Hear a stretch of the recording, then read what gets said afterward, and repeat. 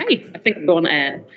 So first of all, so welcome to the Cabinet meeting. Notice of recording. So this meeting will be webcast for live and subsequent broadcast via the Council's meeting YouTube site. And the press and public can take photographs except where we have confidential or exempt items today. I'm not Ian Ward, as you will have noticed. We have apologies from Councillor Ian Ward, sadly, today, and Councillor Thompson has been called away from an urgent issue in her ward as well. Do we have any other apologies for noting? Councillor Robert Alden unfortunately woke up not feeling too well this morning, so he won't be here, so it'll be just me for the Conservative group today. Yeah, that, and I hope he gets better soon. Any other apologies today? No? Okay. Right, we have declarations of interest then. Members are reminded they must declare all relevant pecuniary and other registrable interests arising from any business to be discussed in this meeting. Do we have any interests at this point in time? Councillor Clements. Yes, in the light of the report on culture commissioning, I want to declare that I'm a trustee of the CVSO and I'm also a board observer for Birmingham Water Company. Thank you. So that's a non-pecuniary interest, I think. Yeah. And Councillor Mackie. Yeah, same thing. Item 21 on the cultural activities. I'm a non-pecuniary interest trustee on B Music, otherwise known as used to be known as Performance Birmingham, which covers Symphony Hall. Any others at this point in time? If any do arise throughout the meeting, please do shout. Okay, we've got minutes of the last meeting. Any issues of accuracy in those? And if not, then I'll take those as agreed. Are those agreed? Thank you. Exempt information. We have a number of exempt appendices today. Can I ask, are there any matters that members would like to raise on the exempt appendices that may affect the decision to be made, or ask for clarification or point on the exempt appendices?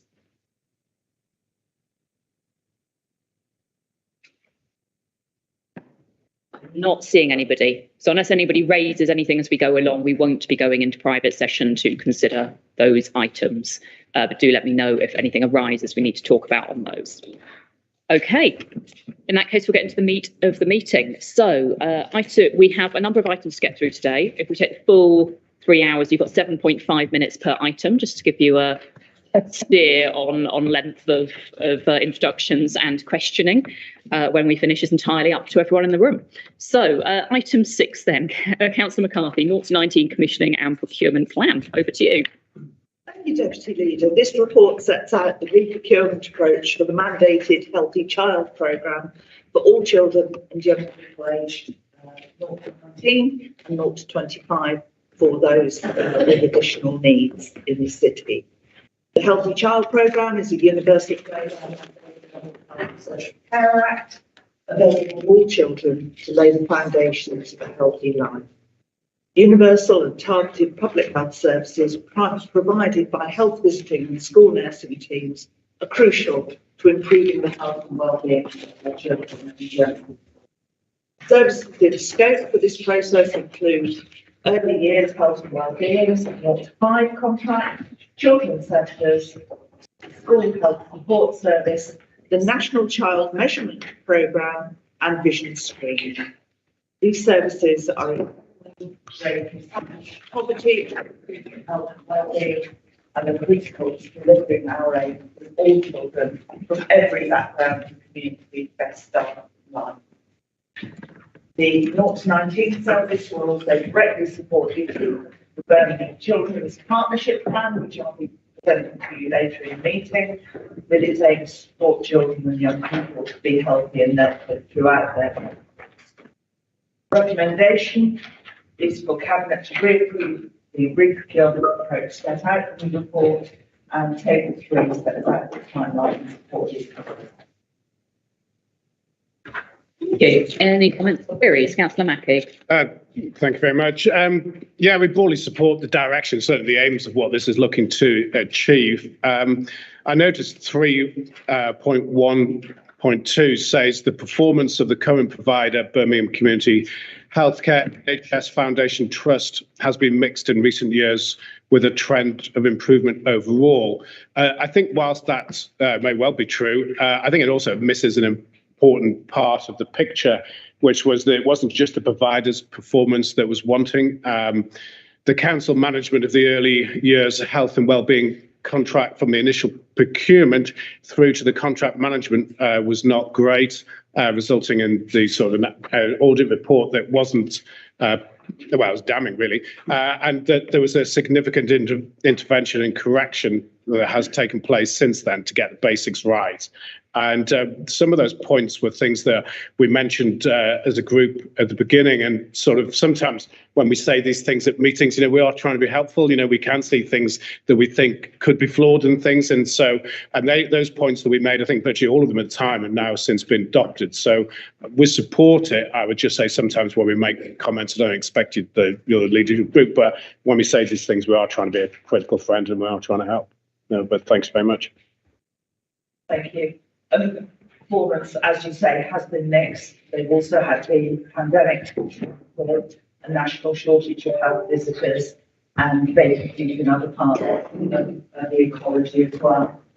General performance does continue to show improvement since 26 key indicators, and that approach in measuring performance will continue. Justin, do you want to add anything? Only to say, acknowledge the point that Councillor Mackie makes. I can only account for when I joined the council in 2019, but we have had a significant taken on board actions, both audit and from external partners.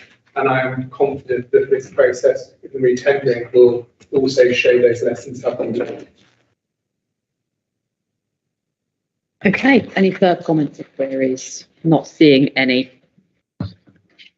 Okay, in that case, we have before us recommendations 2.1 to 2.6. Are those agreed? Agreed. Thank you. Councillor John Cotton, over to you for 000 strategy and supporting documents. Thank you, Deputy Leader. So this is the 000 drug and alcohol strategy, an incredibly important staging post in our battle to tackle substance misuse. The facts around substance misuse, if you look at the report, pretty stark. Nearly 13,500 dependent drinkers in Birmingham, over 7,000 adults admitted to hospital because of alcohol, and large increase in deaths related to drug misuse. And those are the numbers that we know about. We know that actually the numbers are probably higher. We can only look at the data that we have available. That comes with huge cost to individuals, to families and communities. So I look at this from a community safety perspective. Drug offences increased by 45% in contrast to the same quarter last year. A quarter of the selected serious violence offences may have been influenced by alcohol. We've got 23% of hospital inpatient admissions to the under 25 have a comorbidity of drug use as well. We know that there's also massive links to criminal exploitation in our communities. And I think all of this says that we need to take a very different approach, very much rooted in early intervention and prevention, and one that draws on the experience of our partners and the lived experience of our citizens. 000 sets out 3 ambitions to drive forward our work in this area. Quite simply, we want to see 0 deaths due to drug or alcohol addiction, 0 overdoses due to drug or alcohol addiction, and 0 people unable to receive support for their addiction when they need it. These are very deliberately ambitious aims. I'm conscious that if some of the citizen feedback in the consultation told us that many think that 000 may be an impossible aim to achieve. The counter to that, I think, is how can we aim for anything less? What number of deaths, overdoses, or unsupported people do we therefore think would be acceptable? Which lines do we think don't matter? And I think our answer to those questions has to be none. So aiming for that 000 ambition is exactly what the citizens of Birmingham deserve. The strategy itself provides a high-level overview of our direction over the next 10 years and what we can do to make change happen. It's focused specifically on 5 key themes: early intervention and prevention, which I've already talked about, treatment, support and recovery, a particular focus on children and young people, focus on additional challenges and complex needs. There's an awful lot of complexity around health in this area, and also it's driven finally by data and evidence. What this is deliberately high level. It sets out our ambitions and our direction of travel. It isn't a detailed action plan or a list of performance measures. These will follow, and we'll work these up in partnership with organisations, with communities, and of course with people who have valuable experience of this area. In the meantime, there's already a lot of work that's underway to improve our treatment services. This is also aligned with the outcome of Dame Carol Black's review, which some of you may be aware of, and the government's own From Harm to Hope strategy. And that links across to the work of the West Midlands Drug and Alcohol Partnership. And we're working to establish a similar partnership here in Birmingham to address those criminal activity related issues around drug and alcohol use. We're also hopeful this will be supported by some new government investments, some new commissioning and monitoring frameworks, and new opportunities to improve the lives of those who are fighting by addiction.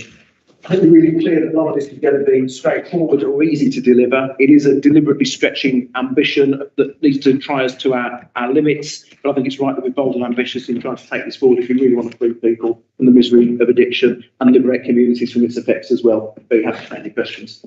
Thank you. Are there any questions? Councillor Hunt and Councillor Mackie. Thank you. Thank you for that report. This is a very interesting and stark report, an investigation into this problem in the city. Couple of questions. One is that it is quite a long report, and it's interesting as part of an agenda with a lot of strategies and plans on it, as to whether the council needs to standardise a little what it regards as a strategy, what a strategy sets out to achieve. Your strategy is here, your 000 is here. But then within the report, you've got a lot of recommendations, which presumably will form part of your plan. But those recommendations currently don't have any timetable. They don't say who's going to do them. I just wonder what the point of having them in at this point is in such detail until you get the plan. Second, a slightly more detailed question, but just interested. Previously, the Police and Crime Commissioner has focused on harm reduction strategies, and there's been efforts, for instance, at festivals to offer checking processes for people using recreational drugs. Is that approach still supported? Take all the questions, then come back. Councillor Mackie. Yeah, thank you very much. A similar point, really. I mean, first of all, I'd say the report, there's an awful lot of jargon in the report. I think, sort of certainly a report like this, that you want to have it as easy to read, because the sort of, for most of the general public to read it as possible.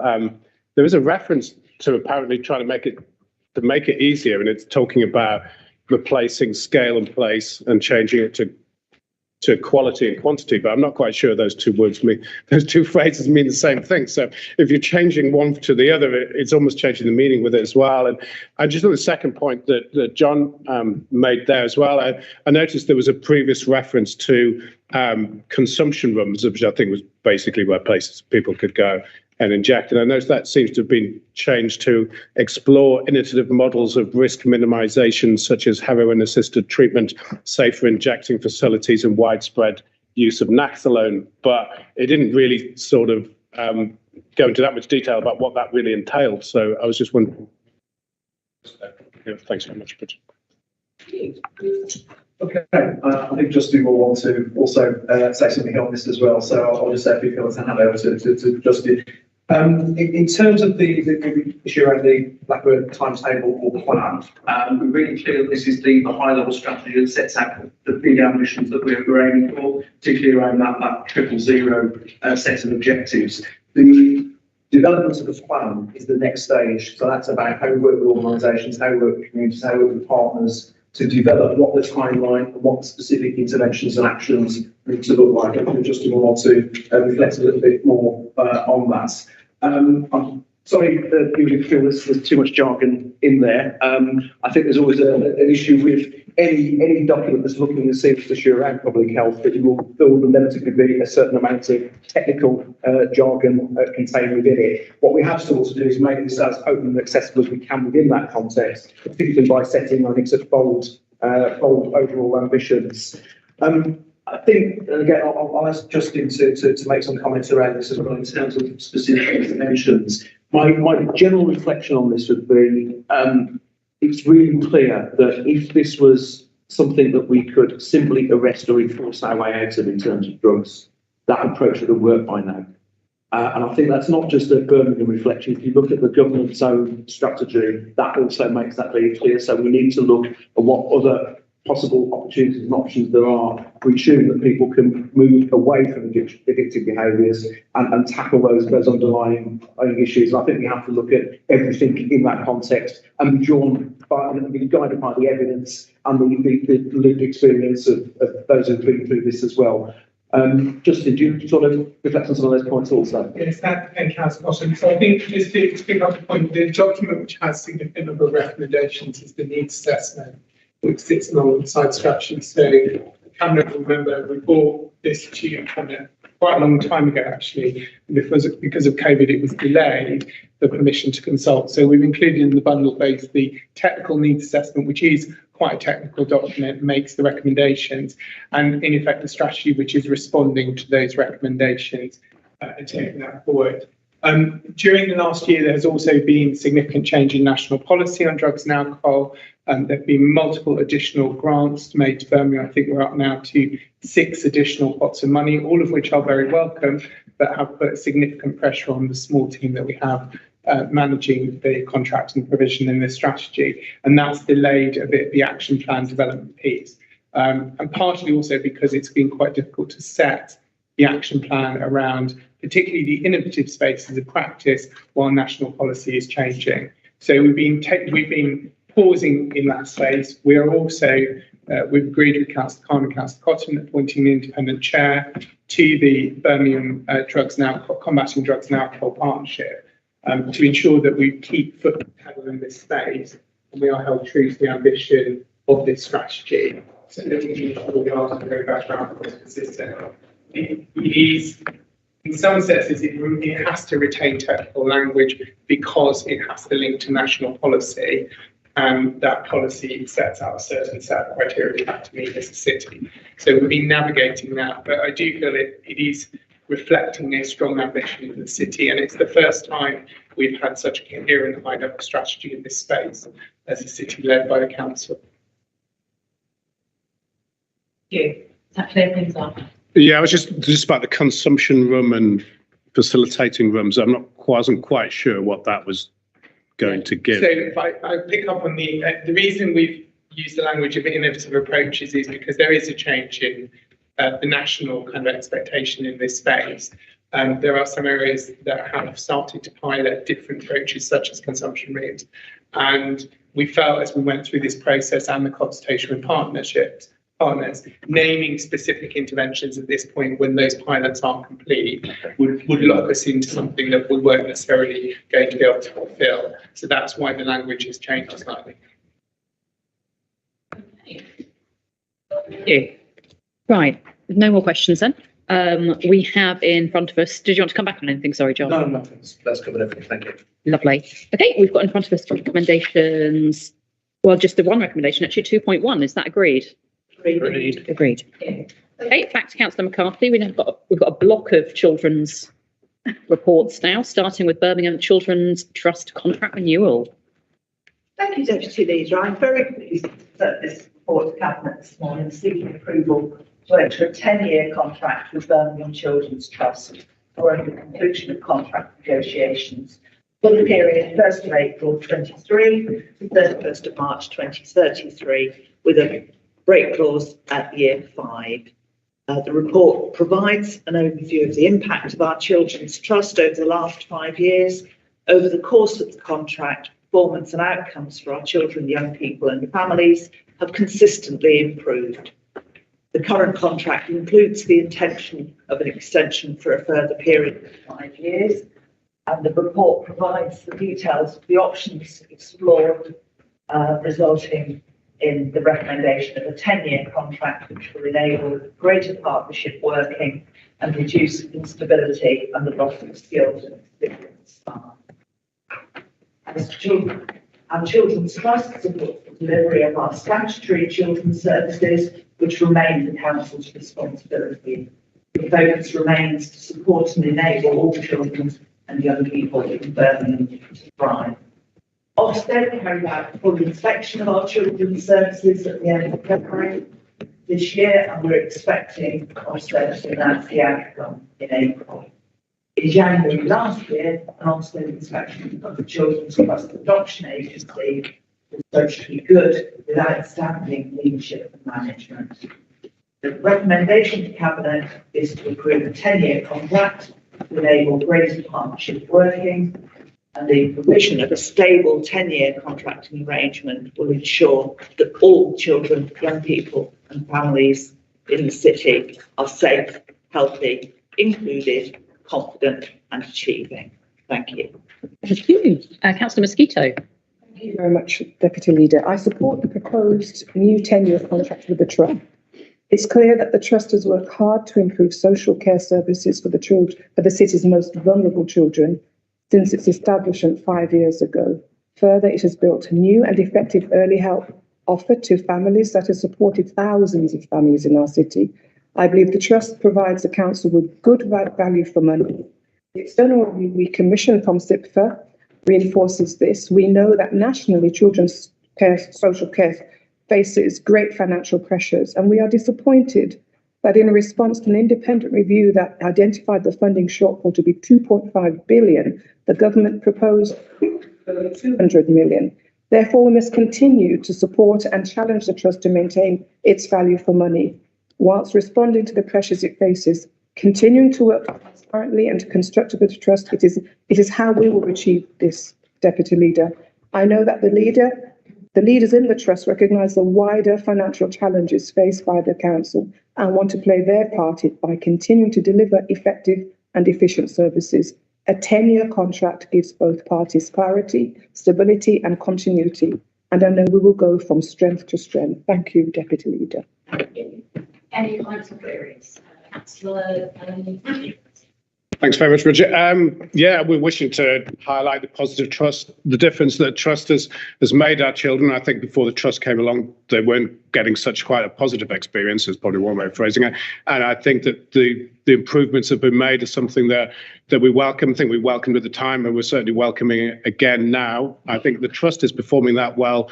If I understood it, if no decision was made today, they would get another 5 years. And so this 10 years contract, I think, shows you what a good job that they've done. And I understand the need for an activation of a 5-year break clause. Those things are quite standard. I just noticed that that's only in the hands of the Director of Children's Services. And I'm just wondering if there should be a greater pool of thought that could feed into that. You know, you've just got one individual making a decision on that. I'm not expecting that break clause is going to be activated, I hasten to add, but I just think that sometimes if you're going to do something as big as that, bearing in mind it's such a large service, should you not have more than one mind sort of feeding into the final decision? The final thing which I was going to say was we welcome the extra oversight on financial matters to BCC. I know from talking to finance officers before, their lack of oversight sometimes has caused some issues for them with planning. So I think that seems a sensible move as well. So yeah, we're obviously in favour of it and congratulate the Trust on everything they've been doing so far. Thank you. Okay, Councillor Hunt. Thank you. Yeah, it's good to see improvements in the delivery of these services as a result of the Trust, although it continues to be financially challenging, of course, and it's quite difficult signing a contract when you're not quite sure that the person you're signing the contract with can meet the financial agreements. A question I wanted to ask was about care leavers, because Council recently passed a motion in support of care leavers, and I think Trust outcomes are partly measured outcomes in terms of care leavers, what happens to them. But I just wondered how much joined up work is being put in place to ensure not just that what happens to care leavers is monitored, but also that actually they have an opportunity to get support if they're struggling, particularly in relation to education, employment, housing, etc. Okay. Just to pick up Councillor Mackey's point, although it's one named officer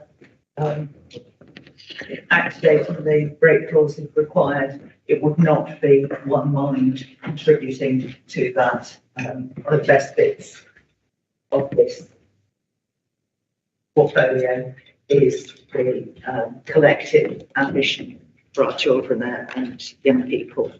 And I would expect, although the legal point is one person, that there would be a collective take on that. One of the other best bits of the portfolio is the work with care experienced young people.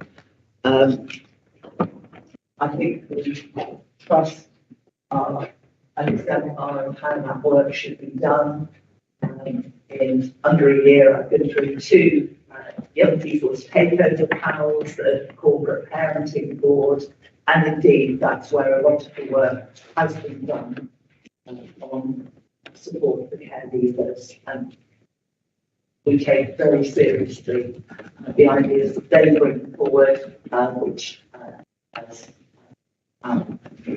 discussions on that resolution indicated, predated the resolution, and I'm hoping to report some more work very soon on that subject to ensure that we and the trust are following best practice. Thank you. Anything else? There's nothing inherently silver bullety about setting up a trust, and they've had a mixed performance up and down the country. I think it's testament to the performance and leadership in ours that we've taken this step to extend the contract for another 10 years. That's not necessarily been the case in other places, and I think a huge amount of thought 5 years ago went into the setup of the arrangements with the council and how it would work for our children. It wasn't an easy step to make by any imagination at the time, and it wasn't necessarily going to be a quick fix.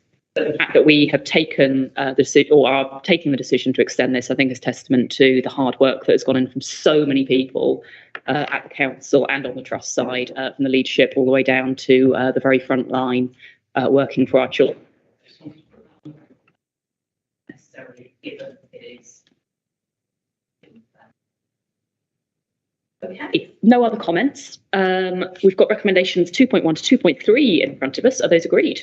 Agreed. Fantastic. Back to Councillor McCarthy for the SEND strategy. Okay, so from now on in, the reports are about the improvement journey. Whether you want to see them as a jigsaw of the pieces that need to fit together, or whether you want to see them as nesting together, they are all vital to how we take forward our improvement journey across the directorate. So we're starting with the SEND strategy that has been developed to support and align with City Council's SEND improvement programme of work. The strategy is a partnership response from local service providers to improve the delivery of services for children and young people with additional needs in Birmingham. As I mentioned, it aligns with the inclusion strategy and the Children and Young People's Plan, which are further down the agenda, where we aim to work together for all children, putting children at the heart of everything we do and being ambitious for our children and young people, ensuring a family-centred, holistic approach, especially for our most vulnerable children and young people, wrapping around them with the right support at the right place at the right time. This strategy has been comprehensively co-produced by a series of workshops with children and young people, parents and carers, schools and school leaders, partnership organisations, Birmingham Carer Forum, senior officers and elected members.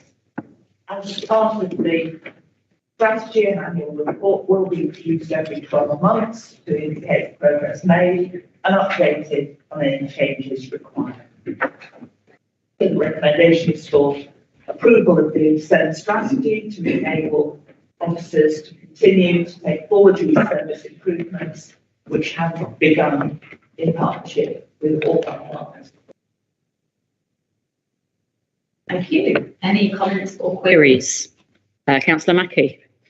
Thanks very much. There's a lot in here that seems really familiar and that we've tried before. I think we've had a number of these reports coming to Cabinet, and some of these ones, you look at them, there might be an element of deja vu in it. There was a lot of reference to adhering to codes of practice, which is good. On one hand, it's good to read that we're talking about adhering to codes of practice, but you would have thought that would probably be a bit of a given. But there was various references to reviews of and considering the use of funding and developing ways of working, sort of like multidisciplinary teams, etc. But it's been nearly 2 years since the Ofsted inspection, and most of the key people have been in place now for 18 months. So whilst the aspirations in here are excellent and no one could disagree with the aims of it, I was expecting something a bit firmer in the report. I'm sure that the officers themselves have that in their mind and they know what they're going to do, but I was expecting to be a bit more rather than considering, rather than go, this is it,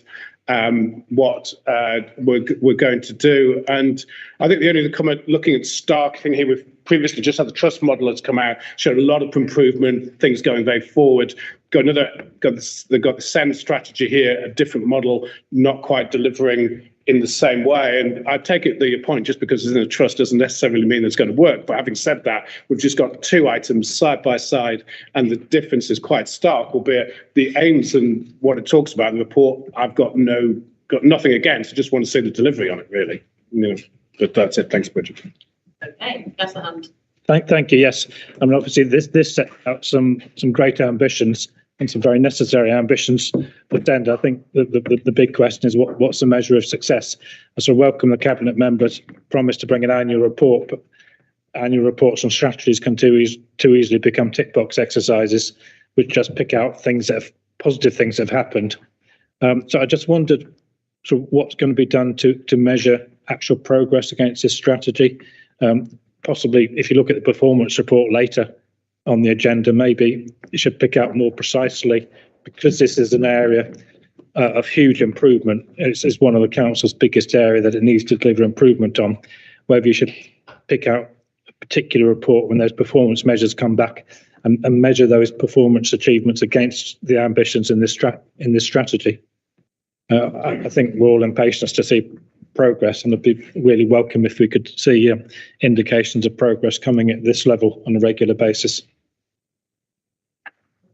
I'll bring Sue in just a moment, but as I've said, the point is that all these things have to fit together. As you know, we've got a SEND improvement board and the commissioner and accelerated progress plan there, and it's really important that everything does fit together, so that there is one vision, one roadmap, but it does need these different elements which all need to be aligned. There is no point in us having a directed improvement plan which is in a different direction. And in order to set this out, I'm bringing a number of reports to you today, and I'm not going to apologise for taking up your time in order to make sure that everything within SEND is moving in that right direction. The trust is very different. The trust is dealing with children's social care. Some of the partnership elements are different. This is probably the widest. SEND is probably the area with the widest numbers of partners across what the council does, and that's why we are bringing this to you today.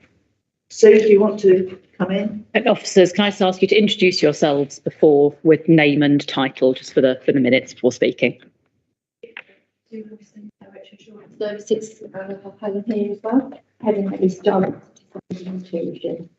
As I was substantive director, and we're now in the process of appointing a whole substantive team, aren't we, under Helen? And of course, her area is a very important area in terms of delivering our SEND agenda, but we need to link in with all our other partners as well. And that's what we're doing. So very much the first step of evidencing improvement, which we're really happy to come back. I think it's brilliant that the council is taking such an interest in such a critical area that impacts on so many children and young people and their families. So the first step is to have the strategies agreed, and we'll discuss the inclusion strategy. That's next, and we deliberately brought these as a suite of strategies to show the improvement journey and how we need the Birmingham Children's Partnership and all the that fit around there. But in particular, health, work with health is particularly important. Work with schools is particularly important, and they have co-produced this strategy with us, which is pretty critical. And of course, the next step is to bring the delivery plan and is to bring the key performance indicators, and we very much want to evidence that improvement. Parents are saying now that they are seeing some improvement on the ground. And teachers are using the word, we're hopeful for the first time in a long time. obviously I wanted to give you more than hope. It's starting to feel different on the ground, and as time progresses, really happy to bring regular updates, council. Anything further on this? No. Okay. As Councillor McCarthy has said, again, it's a hugely important strategy on our improvement journey, and glad to see it coming forward. So we've got recommendations 2.1 to 2.2 to be agreed. Are those agreed? Agreed. Okay. Number 3 for you. Birmingham Inclusion Strategy, Councillor McCarthy. Thank you. This is alongside the same strategy that we've just agreed. So this is a 5-year strategy for inclusion within the Children and Young People's Directorate, and to be developed to sit alongside the other 10 improvement strands of work. It's a key component of the Children and Young People's Plan and will be monitored by the 7 improvement groups and the Children and Young People's Partnership. Again, it's been co-produced by all the groups that I mentioned previously, children, young people, parents and carers, Parent Carer Forum, partner organisations, schools, school leaders, to shape and determine the vision, key principles of practice, and the context in which we operate. It's been developed to ensure system-wide improved inclusion right across our partnerships. Is it worth just reflecting for a second that inclusion is a conscious, deliberate act of embracing diversity in all its aspects? It's the value we place on creating an environment where everyone is welcome and included, and therefore feel that they belong and can fully participate. It's reflected in our overall desire to ensure that every child and young person in the city can thrive and succeed. And it's fundamental to making sure that all our children, young people, young adults and their families get the opportunity to the best life chances. Again, we will produce an annual report every 12 months before the programme is monitored against the action plan that's being developed. The Cabinet is asked to approve the strategy as set out.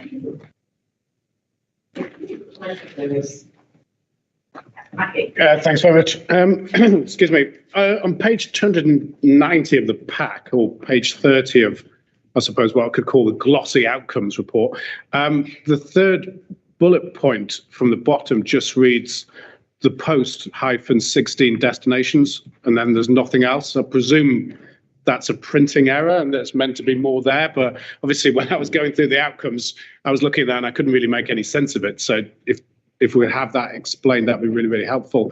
And the other bit, trying to avoid too much jargon, I noticed that for people not in education, employment or training, or the NEETs, there's a reference to that in the strategy, and the context it's saying there's that Birmingham has below average numbers.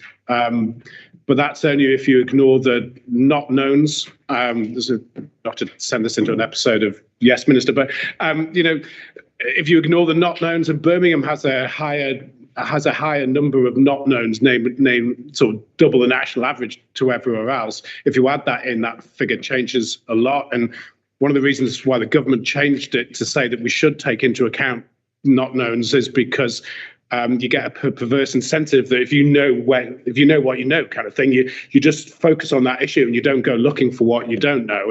And so, of course, some of these numbers here, the people that we're aware of, we're quite happy with where they are, but there's an awful lot of people we don't know, and that could really skew some of these statistics, and the government is asking us to take those statistics into account. So I don't know what the government practices or good practices around it, but I would have thought we should be trying to find out more about the not knowns. So hopefully that still makes sense by the end of the fact I've got to that. Op attention to detail. Any other comments or queries? I'll bring Karen back in. No? Post-16 work with young people over the age of 16 is central to this work and the work of the directorate, and it crosses into the leader's portfolio, deputy leader's portfolio as well in terms of careers advice, development and skills. The ambition would be that every child and young person in the city is known to us. That's probably not going to be possible because of circumstances, but the determination of the directorate is to reduce the not known figure in every aspect of our work so that we know that every child and every young person what they need. We'll look at how we So can you clarify what that post 16 point is in the report? I'm just looking for it, Councillor. Is it on page 290? Yeah, if I was looking at it last night, on my document pack, it was 290 or page 30 of the sort of the glossy picture-y type appendix. Post 16 destinations. Yeah. Which really KPIs around how many young people have got apprenticeships, internships. I agree, it's not helpful that they're not listed, but we'll make sure that they are. Yeah, I kind of guessed it was something like that, but that's what you make massive mistakes, don't you, when you jump to massive conclusions. It was worth checking assumptions, and apologies, it's not as clear as it could have been. Thank you. Anyone else got anything on that? Okay then, we have in front of us recommendations 2.1 to 2.2. Are those agreed? Thank you. You can have a break now. Item 11, accounts financial monitoring report 22 to 23, month 10. Councillor Mosquito. Thank you, Deputy Leader. This is a report on the financial position for month 10. The Council's strategic aim is to deliver within the revenue budget. However, given the cost of living crisis and pressures within our children's services, this year has been particularly tough. I'm pleased to say that it is now forecast there will be a small underspend of 0.8 million at the year end. This is another very significant improvement in the position. It is an improvement of 11.8 million since our month 9 financial report. There are two main improvements within month 9. The overspend on city operations has reduced by 4.2 million since month 9, partly due to the impact of spending controls. Treasury management costs are expected to show an underspend of 4.5 million due to lower borrowing costs. The rigorous spending controls reintroduced in July 2022 has helped bring down the forecast overspend. The spending controls focus on staffing, facilities management, procurement. We have in place measures to ramp up the benefit of these controls. We continue to assume delivery of savings.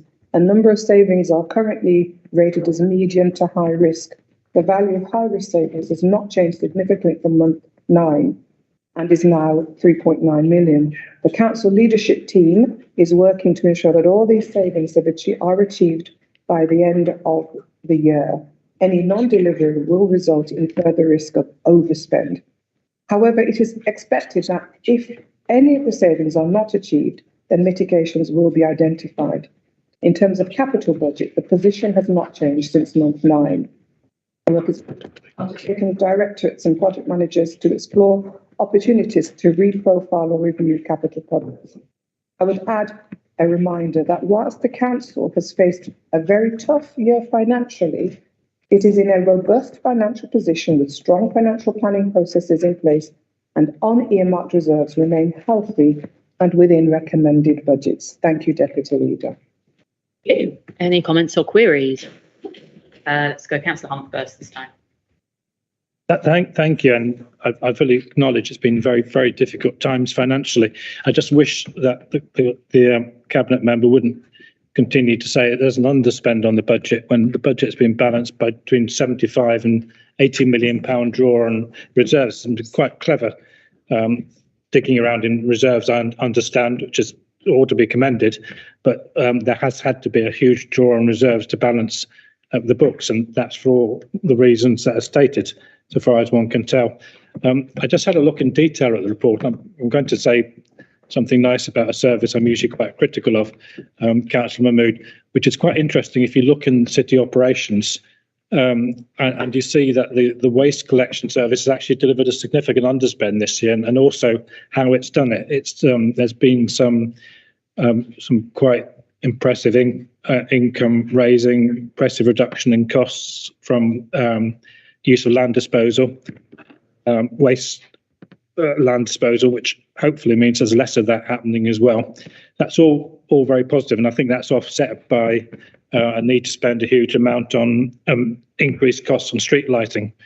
£5.7 million increase in the cost of street lighting, I notice. So the two questions come out of that. One is there any possibility of increasing the rate of introduction of LED lighting on the streets, which I think significantly reduces the cost of street lighting and might help to future-proof it?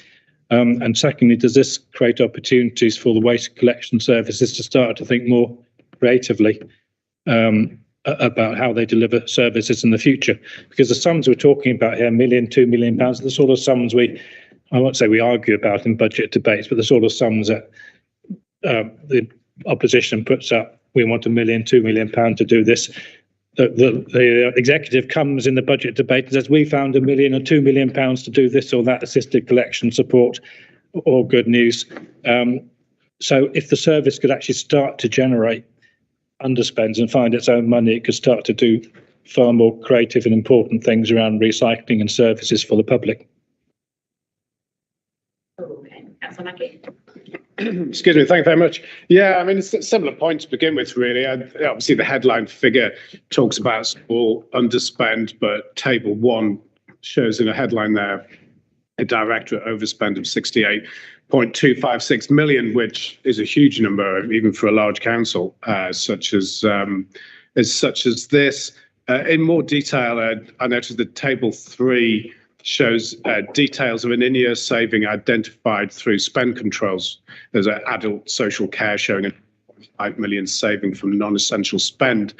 And I was just wondering what that directorate there was doing that it can find £500,000 for non-essential spend. Because if they've got the magic bullet, so to speak, surely we should be trying to replicate that across other departments, because that seems sort of quite a move there. I noticed the last item, it says facilities management saving to be allocated of £1.5 million. I was just wondering sort of how you've arrived at that figure, if it hasn't been allocated as yet, and what does it relate to? Table 4 shows the use of reserves to mitigate risks, and that's another 83.375 million, which is a huge figure that you can't keep replicating that, because you can only spend money once. But I noticed that the table underneath it says any reduced contributions to reserves as a mechanism to support spending controls is not reflected in this table. So I was just wondering, what is that figure? Because I can't see that anywhere else in the report, which sounds a bit of a caveat to hide an awful lot, if you ask me, that one. And the final bit, we're glad to know, 2.3 street scene, it shows staffing pressures due to not delivering redesign. I was just wondering if this was in the street cleaning rather than the waste collection section, but I was unsure about that. But thanks very much, Bridget. Right, I think these are questions for particular departments. So, respond initially, Deputy Leader. I remember the days when Birmingham City Council would be criticised because we had considerable reserves. Reserves are used in a time of economic shock, and the cost of living crisis is an economic shock. So on an annual basis, we review our earmarked reserves. This year, we've continuously reviewed our position.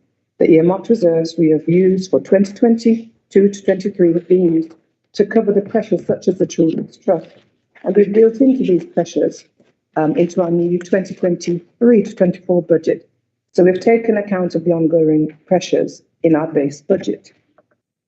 But I know, Deputy Leader, that we have used our reserves correctly in the circumstances.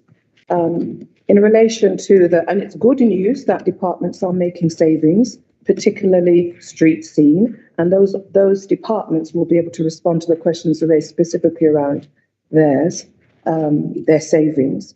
Councillor Mackie, the adult social care question will be answered by whoever is here I don't know if Fiona can answer it, but I suspect it will be the department, that will answer that in terms of facilities management. Thank you. Louise, do you want to pick up anything on the adult social care? Yes, Louise Collett, I'm here on behalf of Graham Betts. Would it be acceptable if I was able to clarify that question and come back to members at the earliest opportunity? Yes. Thank you. Mark or Majid? Yeah, thank you. I'll go first, and Mark can come in. Yeah, thank you, Deputy Leader, and thank you, Councillor John Hunt, for the kind comments. It's not often we have praise heaped on us by elected members, especially those from the opposition. So it's well received, and I'll ensure that it's fed back to the managers across the directorate. And in terms of the specific questions asked, we have actually been a lot more creative in the delivery of the service. We are pulling resources together. One of those is the lobby environment teams, where we pull all the different resources from street scenes and parks, and we bring them together to specific boards in the city to carry out a deep cleanse and deal with all of the issues on the one day. And then we also capture the data as well. That data is then fed back to yourselves, and also thank all the community groups and the residents that have been helping us with the litter picking, and elected members also for promotion of the mobile household recycling service. Once you put all of that together, it's not, I think, in the past few years, and probably a lot longer than that as well, we've been looking at the services silos. Now what we're trying to do is work them together as a whole neighbourhood type sort of service delivered to residents. And that also includes the neighbourhood action coordinators, who have been extremely helpful also in the wards that they've been allocated to. And I think the aspiration is to increase the number of neighbourhood coordinators. But it's cross-service.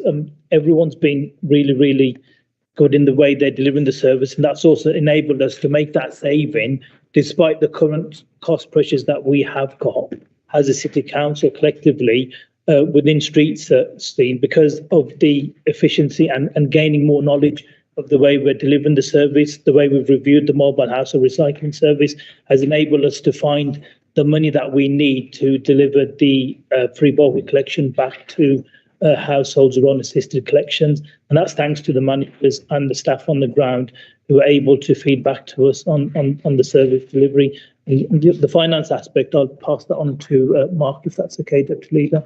Yes, I'm allowed. Mark. Sorry, yeah. So in terms of the finances here, it's a whole package, as you'll see. Mummy's rightly pointed out that the changes that are happening across the service, that will, as we shift our waste streams and the activities that we're doing, will generate savings and opportunities. So this is very much about filling that space and re-engineering our resources. So there's that sort of investment at the moment, which will see us go back to a steady state. And we can do that within the cash envelope through driving the environmental efficiencies and programmes that we've got. By working across city operations collectively, we're addressing local issues in a different way, rather than just doing a one-size-fits-all approach, which isn't necessarily driving out the ambition for the city that we need to see. Councillor Clements, do you want to come in?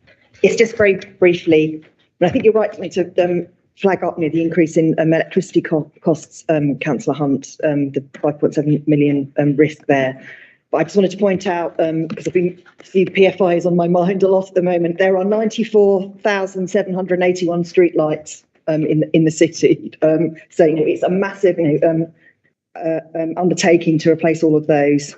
The Cabinet agreed, the maintenance programme for 2019 to 2023, and the street lighting element of that was a £10.3 million programme, of which £5.1 million has been delivered already. So thus far, 3,020 columns have been replaced, and 849 are to be completed within this financial year, 22 to 23. So we're getting on with the job. And you're right, LED lights will deliver energy savings and deliver on our environmental commitments, but it is a massive undertaking. 94,781.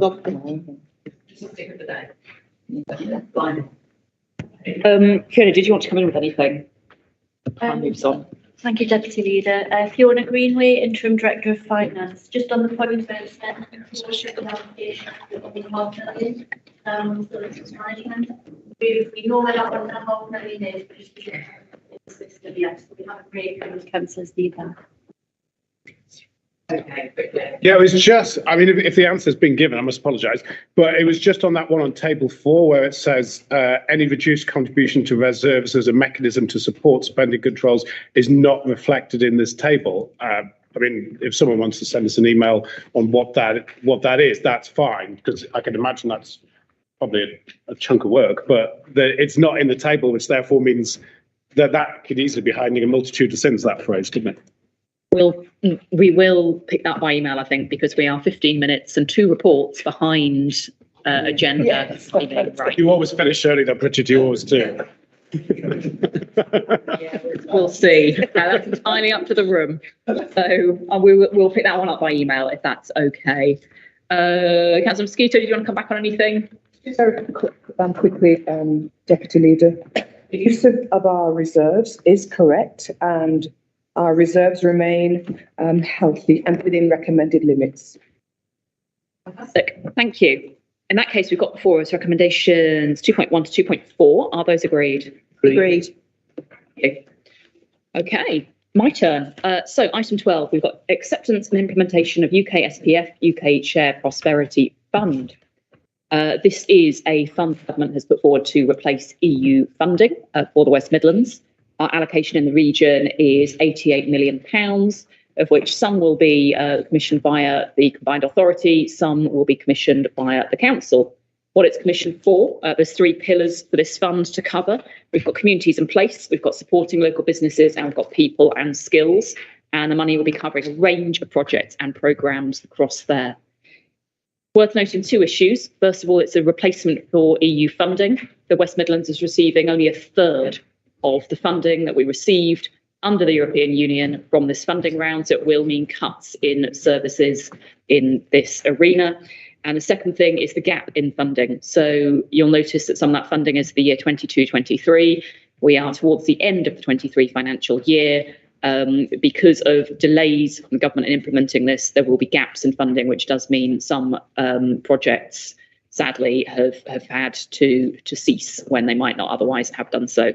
We welcome any funding obviously coming to the region, and we'll be making the best of those funds for the stated purposes, but let's be under no illusions that it is a like-for-like replacement of what we used to have. With that, can I take any comments or questions? None. No, just trying to hurry along, Bridget, don't we? Very thoughtful. Very droll. That's very droll. Okay, well, if no one has any comments or queries on that catastrophic loss of funding for the region, then we have recommendations 2.1 to 2.10 in front of us. Are those agreed? Thank you. Right, item 13 then, procurement strategy for the provision of professional services and advice to support the council's transformation and savings efficiencies and opportunities programme. Councillor Mosquito, is it back to you? Trying to read fast, but I'll probably say the wrong things. So this report, Deputy Leader, is seeking agreement from Cabinet to select and use a managed service provider framework, MSP framework. This framework will enable the council to contract with a range of delivery partners in a compliant and efficient way. The use of managed service provider network is key to ensuring the council can access the additional capacity and capability it needs to deliver our transformation and savings delivery goals, to deliver best-in-class services and maintain a balanced budget. The council's social value policy will be fully embedded within the framework, and part of this will be to help us grow our own talent. For example, to develop key change skills like project management and business analysis. The MSP framework is flexible, and unlike traditional procurement frameworks, new suppliers can be added to meet a specific requirement the council identifies. This will enable us to use local organisations who often aren't on those traditional frameworks.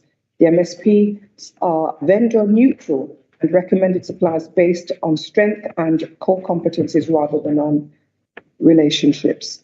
With most MSP frameworks, the management fees are paid by the suppliers and not the council. And some MSP frameworks offer a rebate to the council as a percentage of the management fees they earn.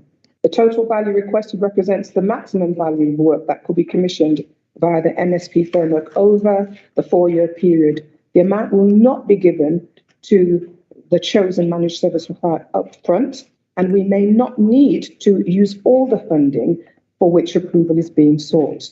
It has been agreed with the leader that the proposed quarterly report to Corporate Delivery and Oversight Group, is that CDOG, is that correct, Deputy Leader, will also be presented quarterly to informal Cabinet and to coordinating scrutiny every 6 months. This report recommends the Cabinet approves the procurement strategy for the provision of professional services and advice to support the Council's transformation and savings programme for a 4-year period using a managed service provider, MSP, framework in accordance with the requirements and approach recommended in Section 4 of this report. The Cabinet delegates authority to the Strategic Director for Council Management in consultation with myself, Cabinet Member for Finance and Resources, and in conjunction with the Assistant Director Procurement or their delegate, and the City Solicitor and Monitoring Officer or their delegate, to award the Managed Service Provider framework contract. The Cabinet delegates authority to the Strategic Director of Council Management and the Interim Transformation Director to utilise the Managed Service Provider framework to award individual contracts, projects and suppliers up to the total approved value of the MS3 framework over the next 4 years. Thank you, Leader. Deputy Leader. Thank you. Any comments or queries? Councillor Mackie. Yeah, just an eye on time. I just want to say this is, I think this is one that was on the planned procurement activities report last time, and we asked for a full Cabinet report to come to it. So I was going to thank the officers for turning this round to be round for this Cabinet meeting, and it's a good piece of work. So thank you very much. Okay. No other comments or queries then? We have in front of us recommendations 2.1 to 2.3. Are those agreed? Agreed. Right, Councillor, item 14, disposal of land at Langley Sustainable Urban Extension to Homes England. Would have been Councillor Thompson, but she's sadly been called away to something. So the report seeks authority for 6.74 hectares of the Council's freehold land at Langley Sustainable Urban Extension to be declared surplus to City Council requirements and sold to Homes England. We're asked to support the sale of land to Homes England, and the local ward members, I understand, have been fully consulted on this and are fully supportive of the move. Can I take any comments or queries on this? Councillor Mackie first. Thank you very much. Yes, I was going to say equally acknowledge that Councillors Wood and Barry have responded in support of this. I think my only comment really is that I'd probably like to see the creation of more garden cities built, creating more communities. I'm not quite sure how our metropolitan cities can continue to have their waistline expanded, as it were, and the infrastructure that's therefore within it be able to cope with all the extra people, you know, the greenbelt, etc. Once you've built on it once, you know, it goes forever. I think the BBC did a survey that I think we've built on less than 10% of this country, you know, and so do we need to keep expanding on metropolitans, or can we actually build some new garden cities? But that's probably outside the remit of this council, I would suggest. But was one question I was going to mention was that the council, it's to the phrases, the council will retain nomination rights for the affordable homes. I think I know what that means, but if that could be explained, that would be helpful. Okay, Councillor Hunt. Thank you. I'm personally not sure that developing new garden cities is the answer to the pressure on the greenbelt. I just wanted to ask a particular question about this, because if this land was designated for the Municipal Housing Trust, does this mean it was designated for social housing? And if so, will the quantity of social housing that's planned be replaced somewhere? Will the funding from this go back into the Housing Trust to enable them to develop elsewhere? I turn to you. Of course you can. Thank you. Paul Kitson, Director of Place for the City Council. So I won't take the temptation to start into a debate around greenbelt policy. It's interesting to note, though, in terms of Birmingham City's growth strategies, most of it is focused around brownfield development intensification, and most of our efforts go towards city centres and regeneration sites. And actually, the sustainable urban extension of Langley is actually the exception to our general development strategy in place. The first thing I would say. I think it's interesting to note that this is a 6.74 hectare site within a 302 hectare residential and mixed-use development, about 5,000 homes. I think the big feature for this development is that the development consortium, and I think because of Homes England's leadership, it's probably Homes England's biggest land acquisition entering into this partnership they've ever done. But because of their leadership, the consortium are talking to us and pledged 35% affordable housing, which starts to kind of address a little bit of Councillor Hunt's point there as well. So by ensuring that our land is put into the mix, and there are other options, of course, of how we could do this, but actually in terms of the land equalisation and bringing forward development in a timely manner, this is the most expedient way to bring forward. This development essentially then enables Homes England and the consortium partners to move more quickly. On the nomination rights point, I mean, what that really means is that the affordable housing built within that particular plot, so the land that we're disposing of, the nomination rights, so people from our BCD's housing list would be able to access that in the first place. The broader strategy for affordable housing across the 5,000 homes, which is 35% affordable, is still being developed. So outline permission was awarded in Christmas, 22nd December. The broader strategy, who's doing what, so on, is one of the detailed parts of section 6% of that. Just your point out there. Okay, anyone else got anything on this? No? Okay. In that case, we've got in front of us items 21 to 25. Are those agreed? Agreed. Councillor Khan is delayed coming from another appointment due to some of the traffic issues in town today. So I'm going to skip us ahead to item 18, if that's all right, and save items 15, 16, 17 for when she is able to join us. So item 18 then is back to Councillor McCarthy. Travel to Succeed, request to extend funding at timescale. Okay, so I might need the relevant officer called in from the corridor, where we are operating a queuing system for my reports. This didn't need to go so. This is about the Travel to Succeed programme, which is both a specific programme, but it's also part of what we spoke about just a few minutes ago about how we fund the not-knowns in the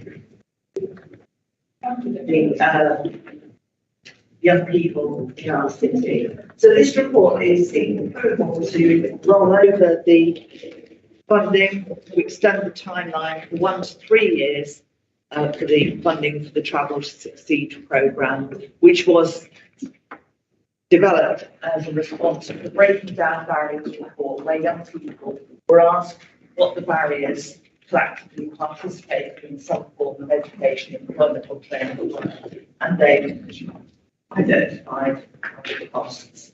So this funding will provide travel over the extended period of 3 years to support those young people not in education, employment or training, to enable them to access paid or unpaid work experience or internship opportunities. This also links into our cost of living work by reducing the cost of getting around for them, and by giving them travel passes rather than tickets will enable them to access a full range of services as well as employment and education. So mental services, community organisation, libraries, IT libraries, youth centres, places of worship, career service, so that they can engage through every aspect of their lives and identify engagement within education and training. So you are asked to over the sum of 1.8 million and in reserves for this project, to agree to the project over the extended period, and to ensure by doing that investing, utilising funding for all young people into the opportunities.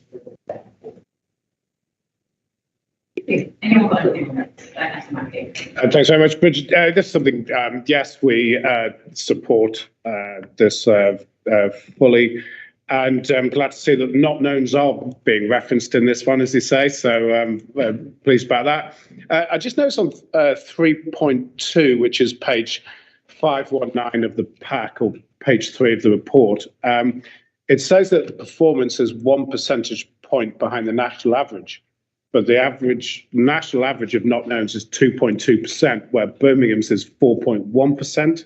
So that's like 2%, really, not one between it, and with the 16th worst in the country for this. And I just, when you're reading the narrative of the report, I'm just sort of picking that up. I'm not quite sure why it was phrased that way. Just when I was reading it through there, so it's not 1%, but other than that, we welcome the policy. Thank you very much. Okay, any other queries? No. I suspect that may be to do with snapshots on different dates, but I'll get you the up-to-date. That makes sense. And thank you for your support for this. Okay, in that case, we've got in front of us recommendations 2.1 to 2.7. Are those agreed? Agreed. Okay. Right, item 19 then, change for children and young people, 2022 to 2023 even to 2028. Birmingham Children and Young People's Plan.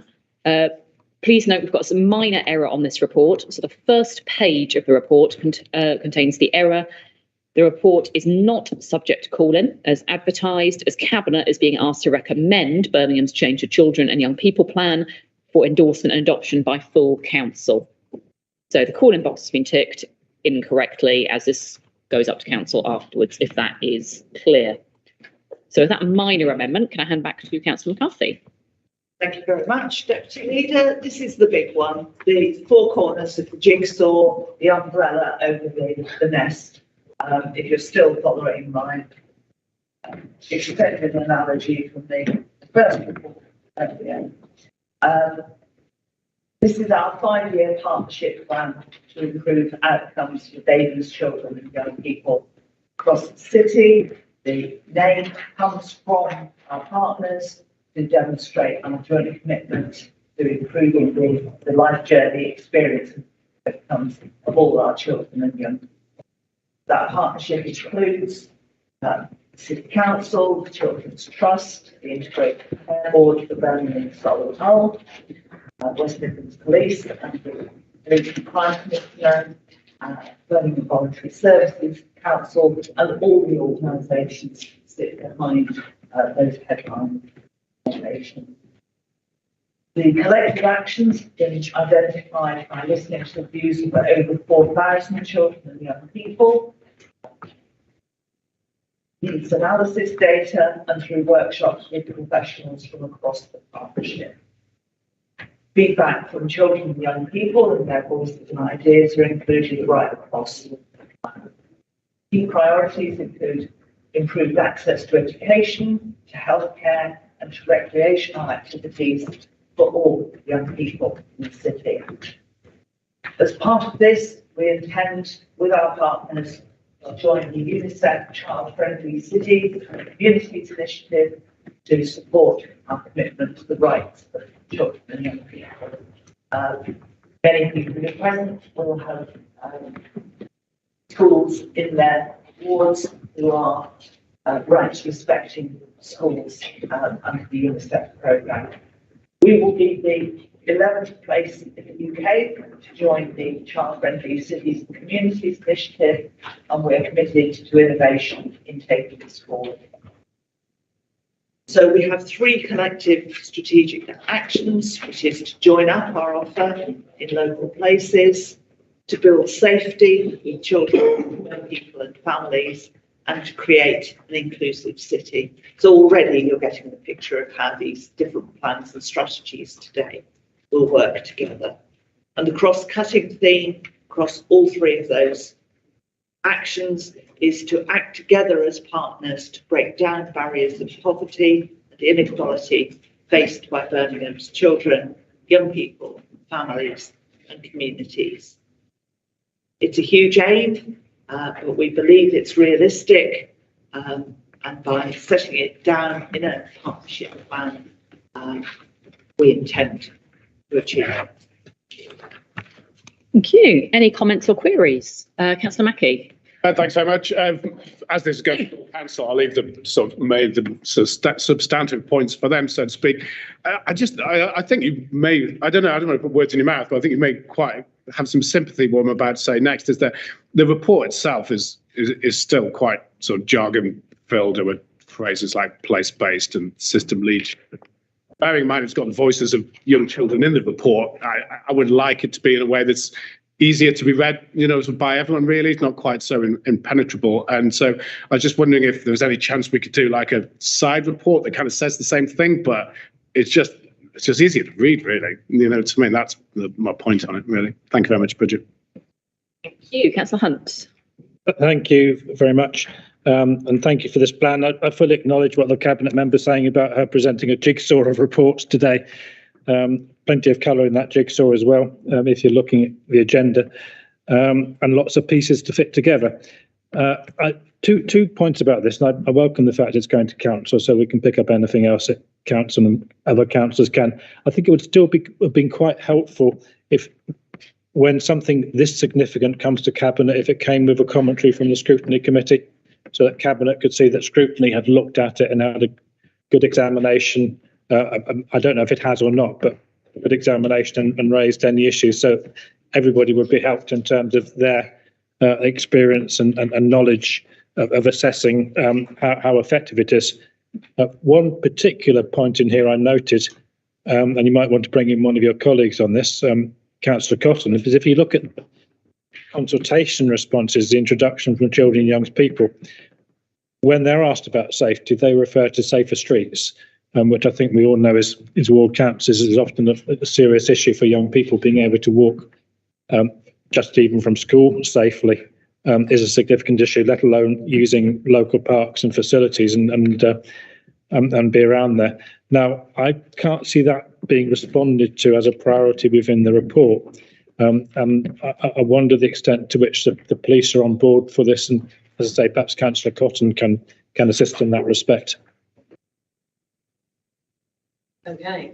Who wants to pick up that? I'll start. I've frequently said, as this work has developed, that in order to achieve child-friendly city status, everyone around the Cabinet table needs to play their part. You're not sitting in the order that I can do this easily. But transport, housing, the environment, the arts,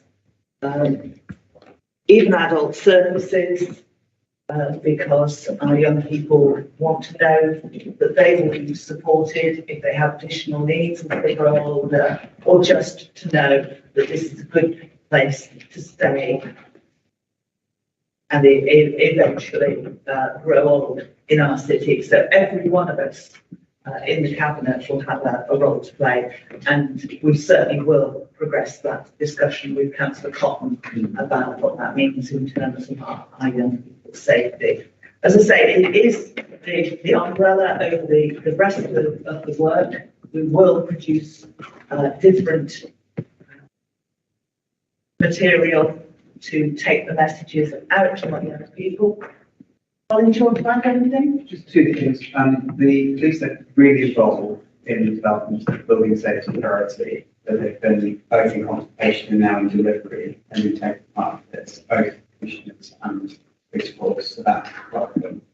And then also children and people under that building safety at home and outside the home authority have talked about safety across the board. And we're working with all partners on the question of safety outside of London as well. So in terms of the streets.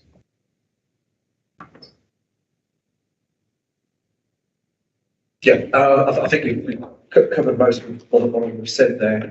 Just further to that, as you'll be aware, there's a whole range of interventions that we commissioned for the Community Safety Partnership that are around either bespoke engagements around particular cohorts of young people. A really good example of that, of course, is the 1 million additional that we took through in the budget again this year around safe routes to school and tackling knife crime in particular. And there's a series of wider interventions, some of which are around how you engage with young people who unfortunately come in the very youth justice system through our youth justice board activity, and then the wider work we need to do to ensure that the streets are safe for everybody, young and old alike, and clearly young people benefits from that, whether that's CCTV or other interventions which put in place. So there is that cross-portfolio working that takes place, and certainly, we're very much from a community safety point of view engaged with how we make sure that this is a child-friendly city, as well as a friendly city for anybody else who wants to live and thrive here. Thank you. Just to ask Captain McCarthy, she referenced arts and culture, a very important part of life for children and young people. But I also want to make sure that digital gender is part of their agenda as well. So that's huge. Thank you. Thank you. Okay. No one's got anything else on this then? So a hugely important paper, and as Councillor McCarthy says, cuts across everything the council does. So really pleased to have it today. We've got recommendation 2.1 in front of us. Is that agreed? Agreed. Right, thank you. We're now going to hop back on the agenda, if that's okay. So we were on item 19. We skipped over items 15, 16 and 17. So we're now going to go back to item 15, which is section 75 arrangements, pooled aligned budget arrangements, 2022 to 23. Councillor Khan, over to you. Thank you. So this item is basically the section 75 agreements, and each year approval is requested to enter into section 75 agreements with Better Care Fund, Learning Stability and Mental Health.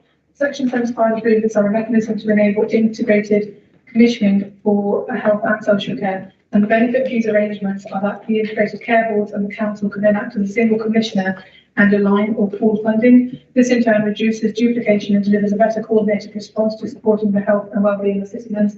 And the report seeks Cabinet approval to enter into the agreements for 2022-2023, and all contributions detailed within the report are from existing adult social care budget or grants received into the council. Thank you. Comments or queries? No one's got anything. Okay, there's nothing else then. Recommendations 2.1 to 2.1.3 are in front of us. Are those agreed?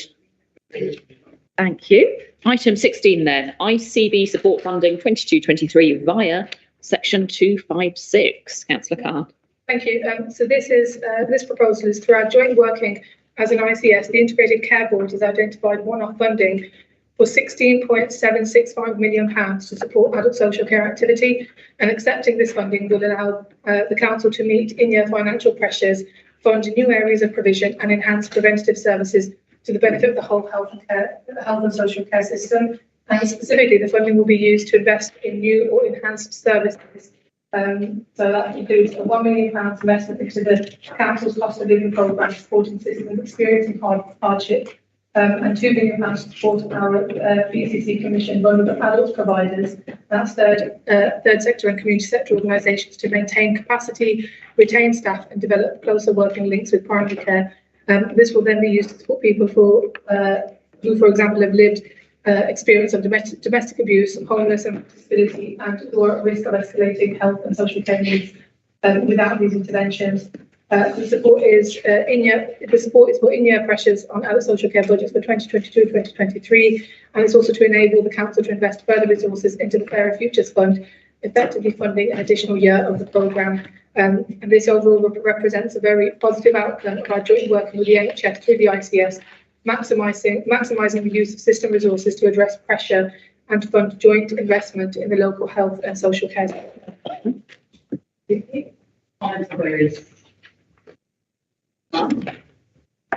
Okay. In that case, then we have recommendations 2.1 to 2.2 in front of us. Are those agreed? Agreed. Okay, and back to Councillor Khan. Variation to Heart of England Community Foundation contract. Thank you. So this report is to authorise a contract variation for the existing commission provide a Heart of England Community Foundation for the value of £676,000, which is to be funded through the cost of living emergency response budget for 12 months. The value is within the 50% expansion of the accredited legal entitlements contract, satisfying 50% PCR reg 72 tolerance. The Heart of England Community Foundation Trust will act on behalf of the council to administer this cost of living funding through a series of grant arrangements for and local community and voluntary sector providers to deliver information advice and guidance services. The Heart-Owned Foundation Trust will manage the grant agreements with selected providers to ensure that the required outcomes and outputs are delivered on behalf of the council. And the organisation will be responsible for collating the performance information and reporting back to the council in a strategic group. The funding will enhance the existing work that's currently taking place with the extended opening hours of our internal agency after the private funding offer through the Neighbourhood Advice and Information Service and the contact centre. Ew. Anyone got anything on this? Okay. Recommendations 2.1 to 2.3 in front of us. Are those agreed? Agreed. Excellent. We were behind on the agenda. Thanks to Councillor Khan, we are now ahead on the agenda. Excellent. Right. Is there time for a comfort break? We have almost got the comfort break on the agenda, but we could do that now, should people wish. In fact, we are at exactly halfway through the meeting now, I realise, and now will be the sensible time. Should we do a very quick 5-minute comfort break and then everyone get back for the rest of the agenda, please? Thank you.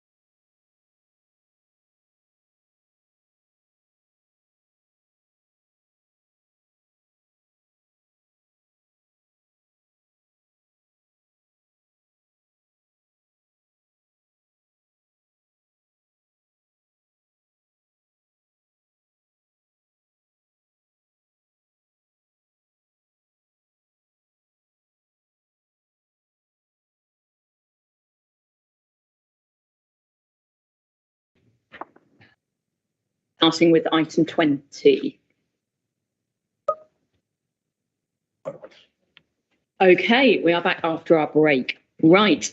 Item 20 is up next. Children's Travel Service Transport Procurement Strategy. Councillor McCarthy, back to you again.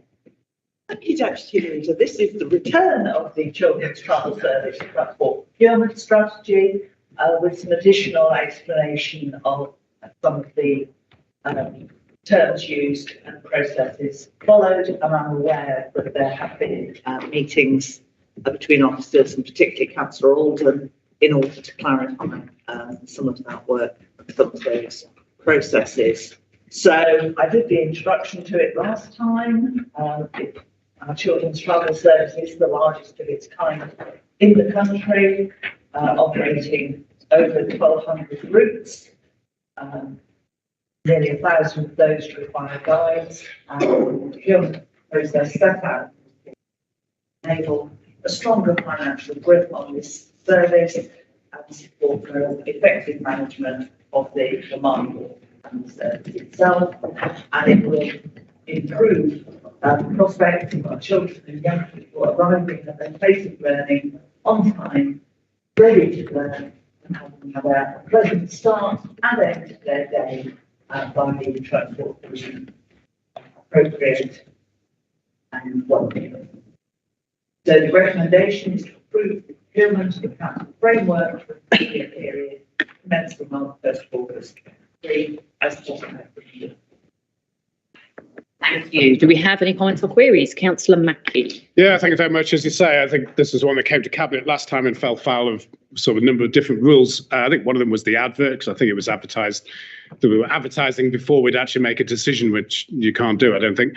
I just, on that advert, I thought the idea was that the advert was going to be taken down and then put back up again. And I think looking at it, you can see that the wording has been adjusted, but from what I'm led to believe, I think the date on it is still unchanged. So is that just a typo that it was taken down and put back up again and the date wasn't changed? Or did it stay up the whole time and just the wording that's been changed? Because we started advertising for it before we'd actually made a decision. It wasn't an advert for the application process. They were prior information notices, which are not ever allowed as part of a procurement process. It is actually best practice to use them. So that was one of the points that we updated.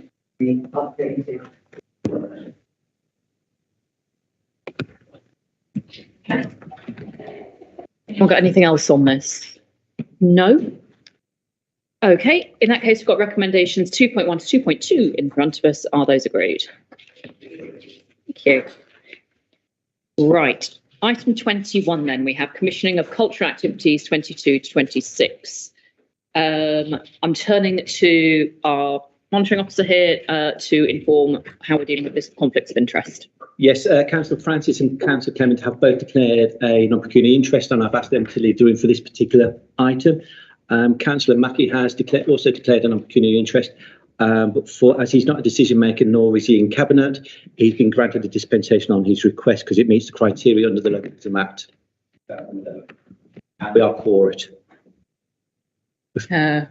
Yes, we are. Yeah, I did check that. Excellent. That's a cotton, you picking this one up in the absence of everybody else. In true understudy style, I'm held onto the stage for sure next year. This is your moment. Absolutely.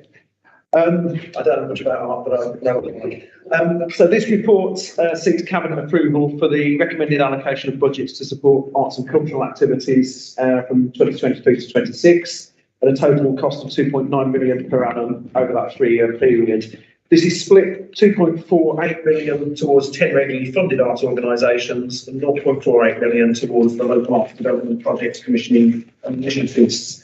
Obviously, most of our arts and cultural organisations have reopened for business following the pandemic, but the ongoing impact of that on recovery and continued viability of these cultural organisations remains very much a pressing issue. So this financial investment will continue to help those organisations recover and attract funding from partners, organisations and other sources as well. 10 of the urban arts organisations in our revenue funding portfolio, with Appendix 3, also funded by the Arts Council England as national portfolio organisations, And the council's funding is an important consideration for the Arts Council in their continued investment in our cultural infrastructure.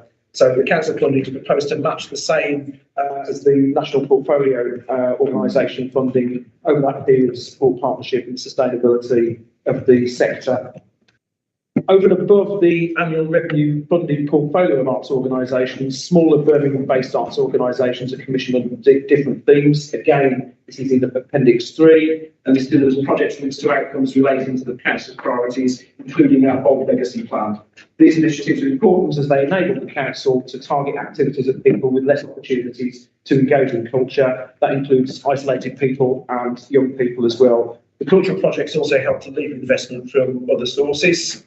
The local cultural development funding recommended in this report enables support for local groups and community activators to work as part of the local arts forums, coordinating and developing cultural activities in the constituencies, particularly in those areas of low cultural engagement. In addition, this funding also supports the delivery of Birmingham Heritage Week, delivery of the annual Black History Month and other planned cultural events during the year, and it will support the development of Birmingham's Cultural Compact initiative, including the planned refresh of the city's cultural strategy up to 2030. So with that, I move the reports. I hope I get some okay reviews for my first appearance. Any questions, Simon, and pick them up. Thank you. Excellent. Very much the preview night. Okay, 2 reviews coming in now. Councillor Hunt, let's go with you first. Can I just pick up this point about conflicts of interest? Did you say that the cabinet member had a non-pecuniary? Non-pecuniary, yes. Okay. I just had a look at her register of interest, which declares pecuniary interests. It doesn't matter if she's left in that respect, but I'm just concerned if it's non-pecuniary, we have a situation where a cabinet member may come in to do culture. She may then represent the council on a board. She then may be told she has a non-pecuniary interest because she's on that board, and therefore she can't steer a report through council, but she's actually sitting on that board for the council in order to oversee its cultural activities. It doesn't make sense. There's a problem here if that's what's happening. I mean, the issue around the non-pecuniary and cabinet member approval is set out clearly under our code of conduct. We can certainly, because if we're doing a review under that, we can certainly pick that issue up for you post this meeting.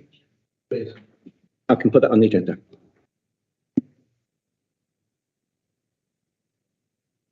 Yeah, I mean, I'm not going to go into it because I don't want to distract from what I'm about to say, but it seems odd that you've got the councillors who know the most about, they're on the board, so they know the most about it and can relay the most direct information. And these things aren't part of political issues. I mean, the cultural arts stand slightly outside of that umbrella, and it does seem odd that people who know the most about it of a particular organisation leave the room. But I could understand if there's a pecuniary interest, but a non-pecuniary interest. But anyway, we'll have a debate about this another time, no doubt.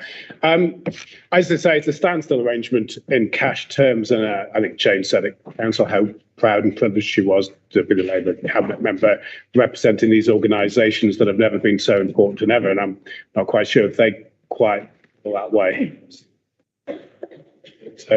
Sort of cut, and the shame Councillor Wadden wasn't here because he would have gone out more detail for me. But you know, just on the Beaver Music issue, I noticed that they've got a service charge that they didn't agree. It was a decision at the time when it was sold. They were given the service charge because they are inside the ICC, so therefore the service charge that they have to be in there.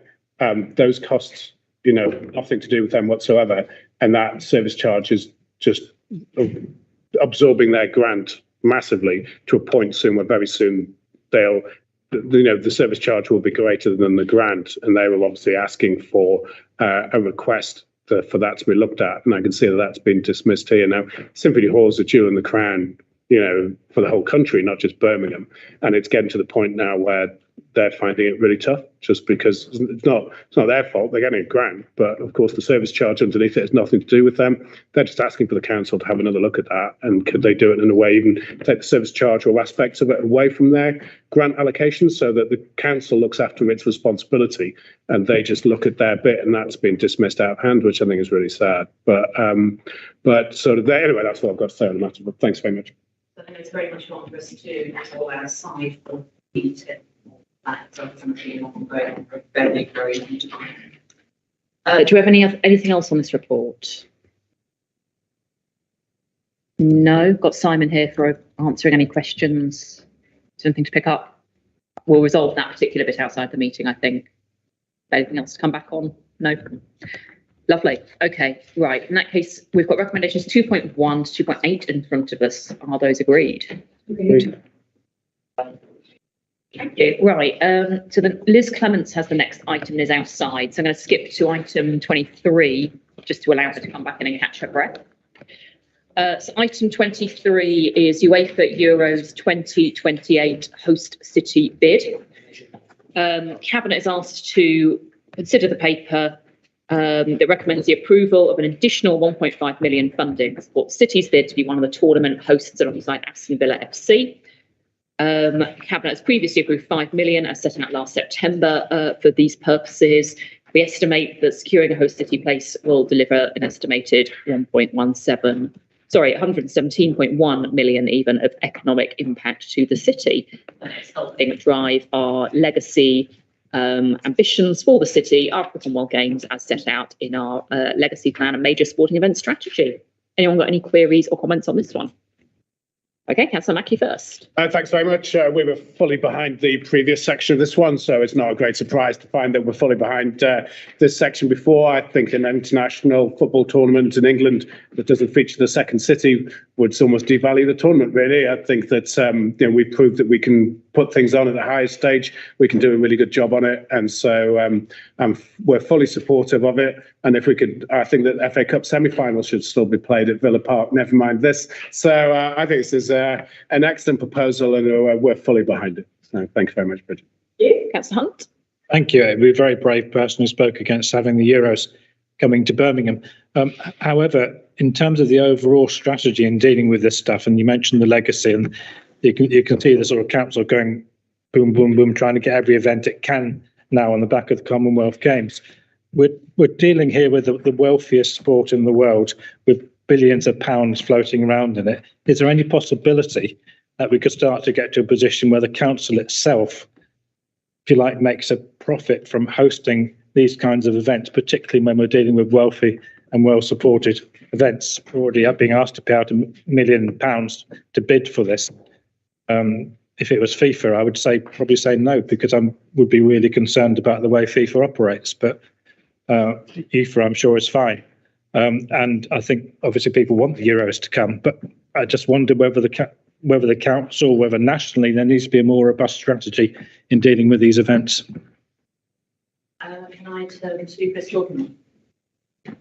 Yeah, I think I understand that, and to some extent, when we write this in the first place, we think long and hard around some of the numbers and justifications behind them.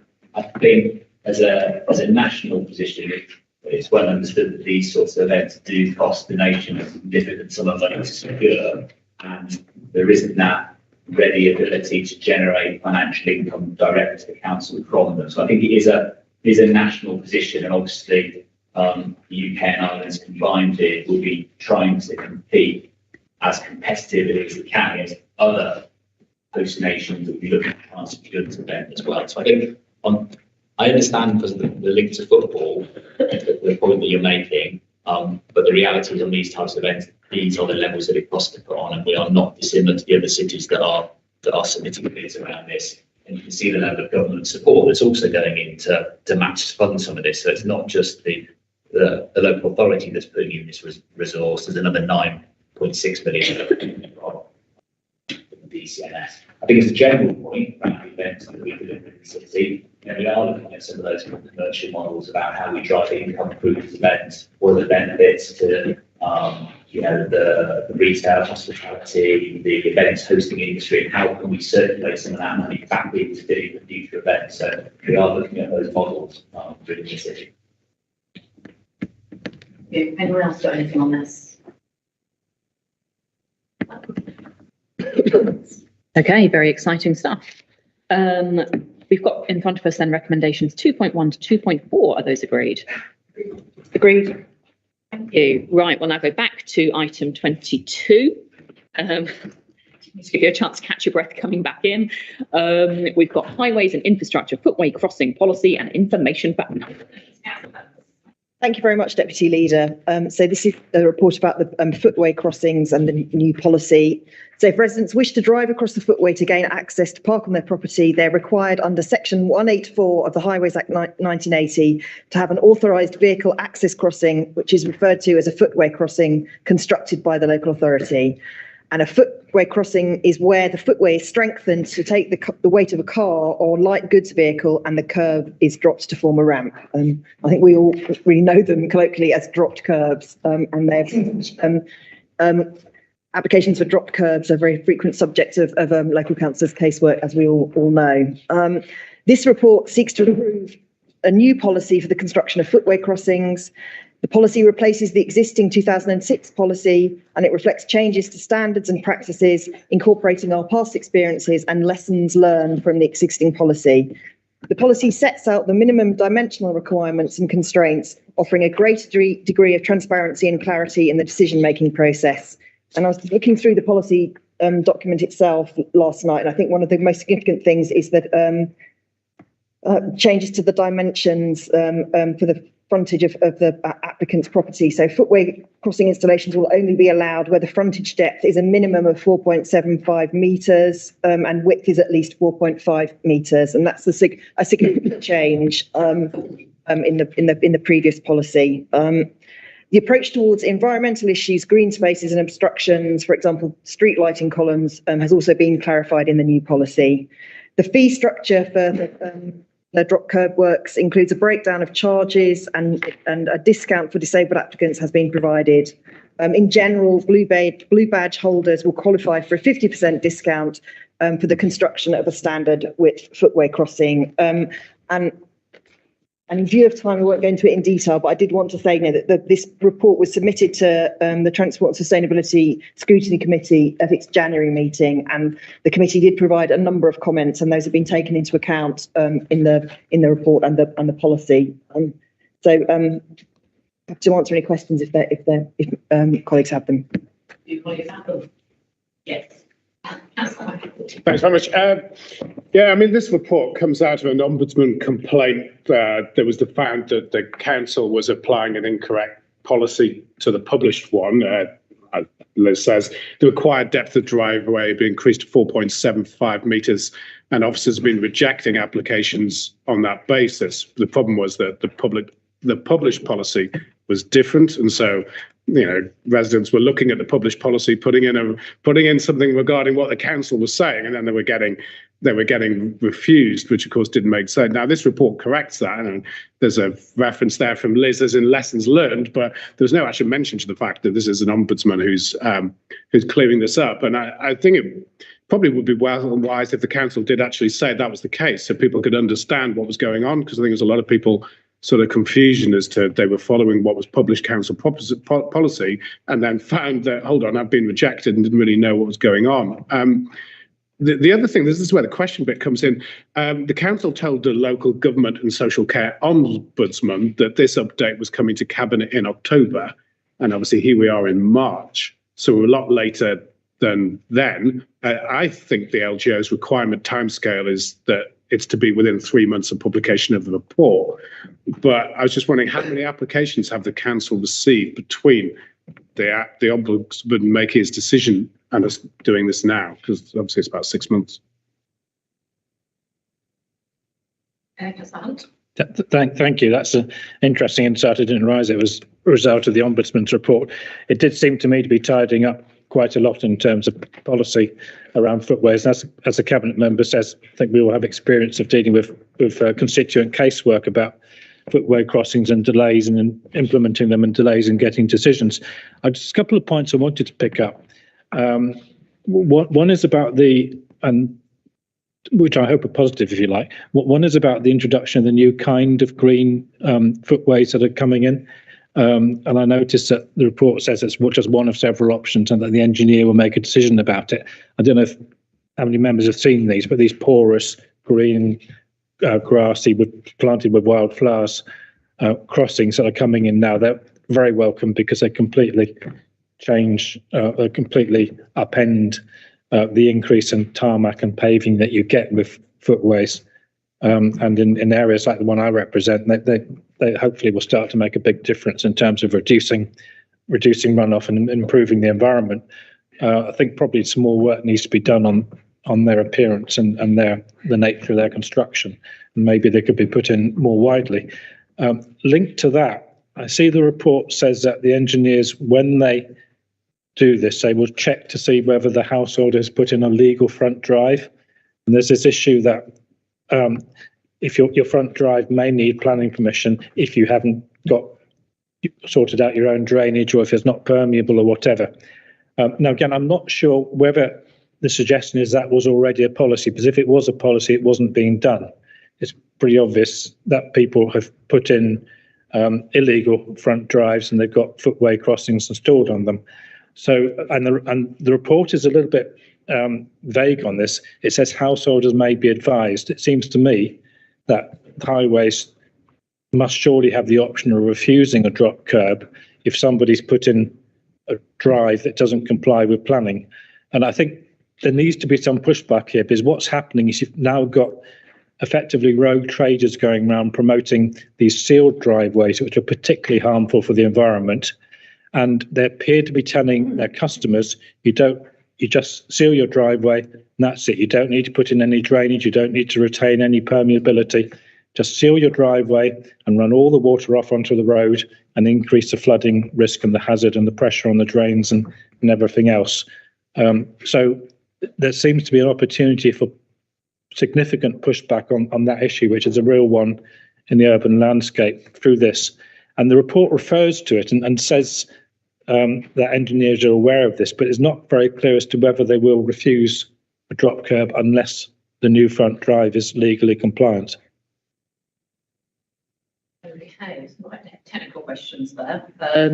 First, Clemens, do you want to come back on any of that? And I don't know if we have any. Briefly, yes, and I'll, so on the ombudsman point that Councillor, that's a point well made. Yes, this came out, that ombudsman judgment, but I think we've worked hard to get a really good policy. So if you've actually read the policy document, which I was doing last night, I think it's very well written and very clear.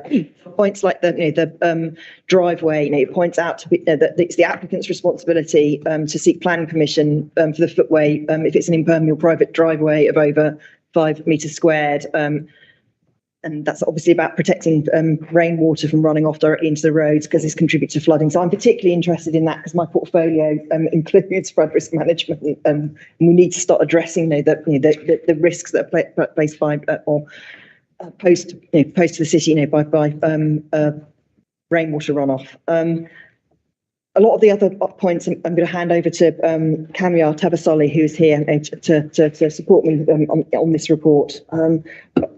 I think that this is, we've taken a while to get this report right, and it's obviously, of very great interest to our residents. I think it's important that we've taken the time. Kamyar. I think regarding the use of the blockcrete, the environmentally friendly surfacing, we've said that we would look at the performance and the construction type, and then we look at how best we can actually implement those. So they're very much on the agenda, and we will look at the performance because we're fairly new. And what we're doing is that we've constructed a number of these new products, and we're looking at the performance. So in terms of when we say that we look at the enforcement, clearly the expectation would be that if your property opens onto a classified road, you need to get planning permission. And planning permission comes first, and then we look at the issues such as how best we can actually deliver the drop curb. You mentioned the use of road traders. The drop curb service itself has to be delivered through the city council. So effectively, the applicant will need to apply to us as the city council, and we use vetted contractors to deliver the service on our behalf. So the road traders should not be able to actually construct. And if they do construct, the construction is classified as unauthorized, and we have the right to basically intervene, either get the footway crossing reinstated or sort of make the necessary action. to prevent the drop curb being used. I'm not sure if that is what you were asking. No, it wasn't. No, if I may, the report does deal with the issue, but I can see that people are not picking up on this, which is quite interesting.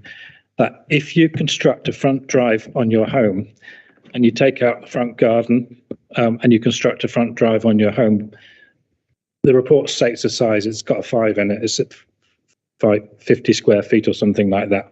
There's a specified size, but it covers, if you take, in most properties, if you take out your front garden and replace it with a front drive, you're required to do one of two things. You're required to either install your own drainage and ensure the surface is permeable, or to get planning permission.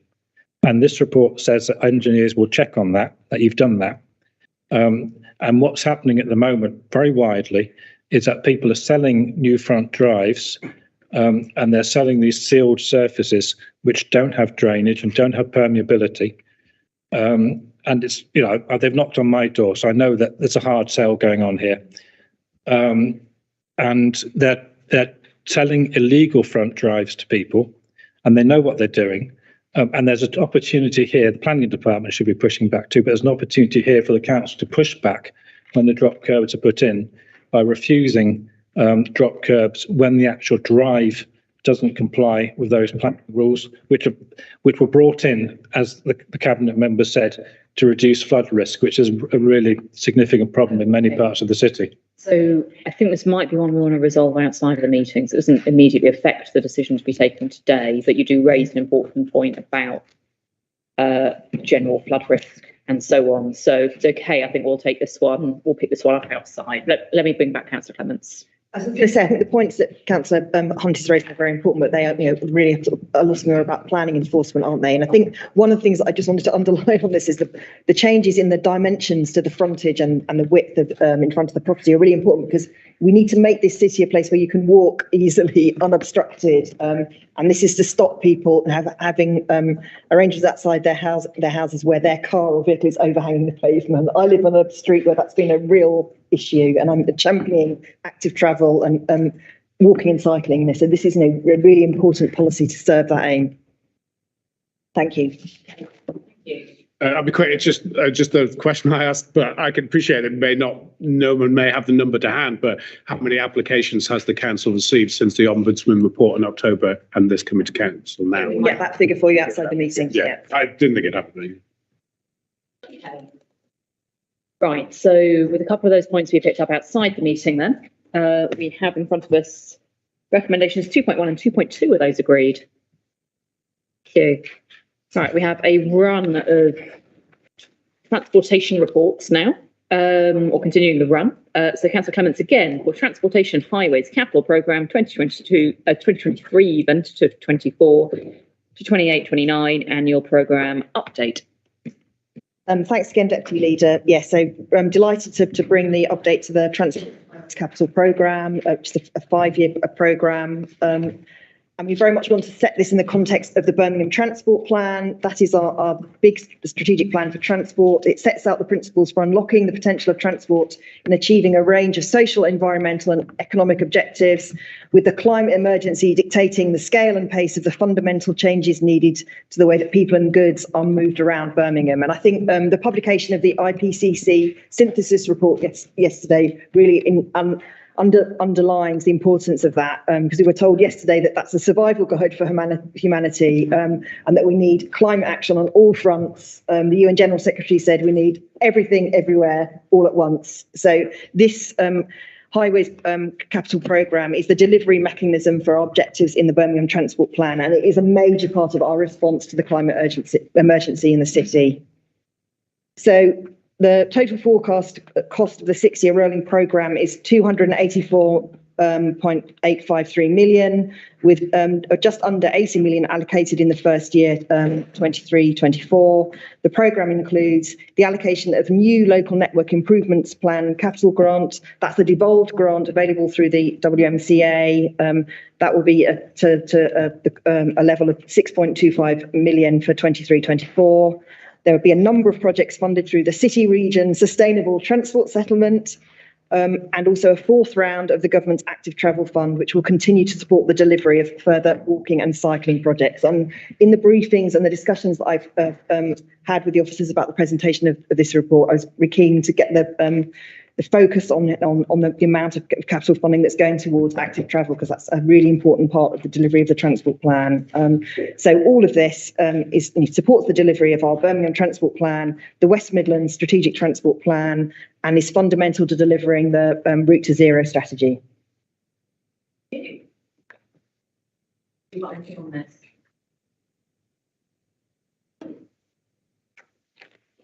Okay. Well, in that case then, unless there's anything else, we've got recommendations 2.1 to 2.12 in front of us. Those agreed. Thank you. And sticking with Councillor Clements for A457 Dudley Road Improvement Scheme Update Report in a similar vein. Thanks very much. So this is an update on the Dudley Road Improvement Scheme. This report seeks to update and revise the delegated approvals to enable delivery of the full business case for the Dudley Road revised main scheme at a revised total estimated capital cost of 37.102 million. This is an increase of 4.967 million on the 32.135 million full business case budget approved by Cabinet on the 22nd of March 2022. The report seeks to release a further 4.967 million of funding to complete the delivery of the A457 Dudley Road scheme over the next 3 years. It'll be funded within the Transport and Highways Capital Programme that I've just introduced a report about, and the Bus Lane Enforcement Surplus Grant. The increase in the scheme budget has been incorporated in the capital programme, and the required budget is in addition to the 19.941 million funding already secured from the Levelling Up Fund bid. The breakdown of the additional capital funding is detailed for you at paragraph 2.2 and in 7.3, but just to recap that, it's 1.377 million from the Transportation and Highways Capital Programme, 3.202 million from the Bus Lane Enforcement Surplus Fund, and 0.5 million from the Soho Loop Section 278 agreement towards delivery of the scheme. And as a result of the revisions that we've made, the prudential borrowing requirement for the scheme has now been reduced by 0.112 million. I'd just like to say that this was one of the first site visits I did on taking up the portfolio to see this scheme. It's a really transformational scheme, which is going to make it much easier to pass through Dudley Road and the surrounding area. It opens up development opportunities, and also for me, very important, provides a great network of cycle links and good routes for walking. And also the main contractor, Phillips, has signed up to the Birmingham Business Charter for Social Responsibility and is doing a lot on working with local stakeholders, schools, and also pre-16 students who are in alternative provision, who are being given opportunities to be trained by the contractors. So I think there's all sorts of benefits to this scheme outside the delivery of the highway scheme. So that's all I think I need to say about it at this stage. Thank you. Any comments or queries? Councillor Mackie. Yeah, thanks very much. Just all right to the time, but this is obviously a 17% increase in costs on the scheme here, and we've support scheme is needed. I just think the scheme was a bit slow to get going, get off the ground, and probably suspect here that it's a load of inflationary costs off the back of mainly brought around by the illegal invasion of Ukraine, but it's probably help or proactive at the front end. We may not be picking up some of these costs now, but support the scheme. Thanks very much, Bruno. Okay. Anything else to come back on? Well, I've got Paul Simpkins and Robert Warnock here. Do you want to just say anything briefly about the inflation pressures? Yes, Paul Simpkins, Transport Project. Just briefly, obviously, as you say, the scheme was delayed getting started because of COVID, due to come to Cabinet sort of early 2020. Obviously, COVID hit. We had to carry out sort of interim measures along the corridor at the time. As a result of that, we went away. We look at the scheme, we basically changed the scheme more walking, cycling and public transport into the revised scheme. Then came back in March 22 to revise the, obviously, subsequent to that, everything else has happened. There's been somewhere in the region of plus 40% increase in labour and material costs, which is having a massive impact. And we've felt that with the works that we've already delivered, and obviously reprogram that with the works that we've still got to deliver. So we've really had another look at the finances. We're still dependent on the hospital moving in 2018, which is one of the main drivers for us not getting started. It's still there. It still hasn't got a fixed successful wage ago. So there is still the risk of cost interest, but we have got a risk partner and funding in the programme to look at those eventualities. Thanks.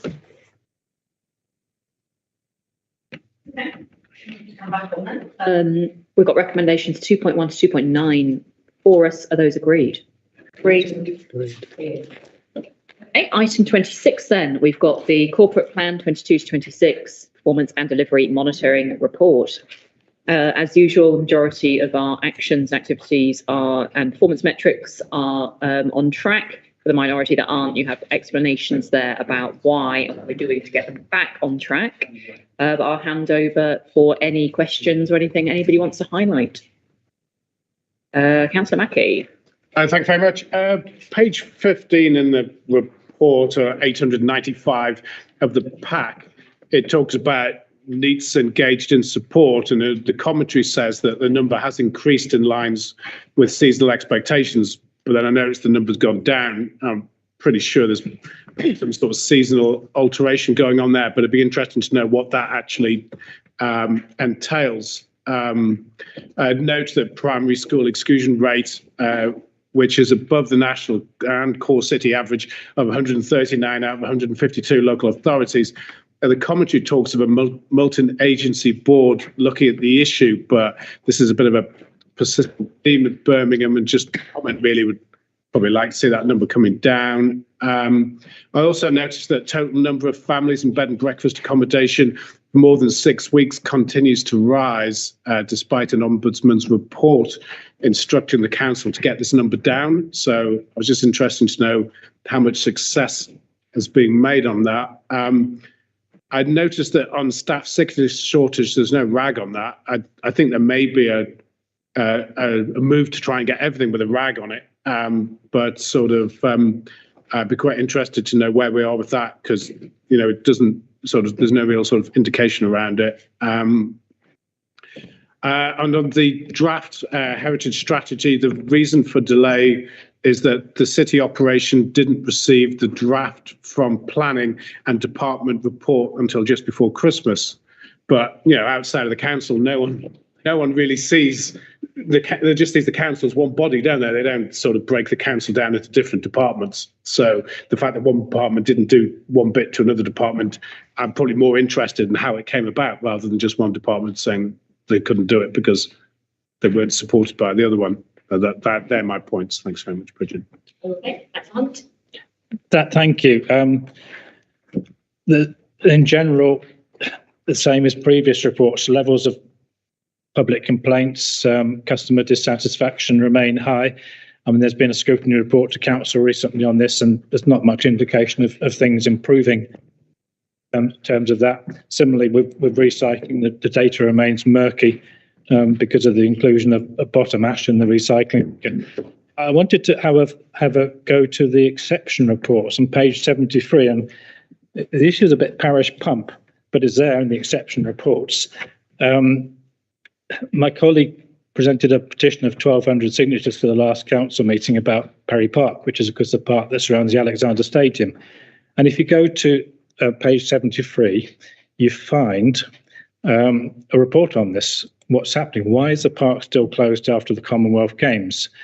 And the report the explanation for the failure to meet targets as a revised target for full delivery and handover of areas of the main park has been set for April 2024, subject to planning.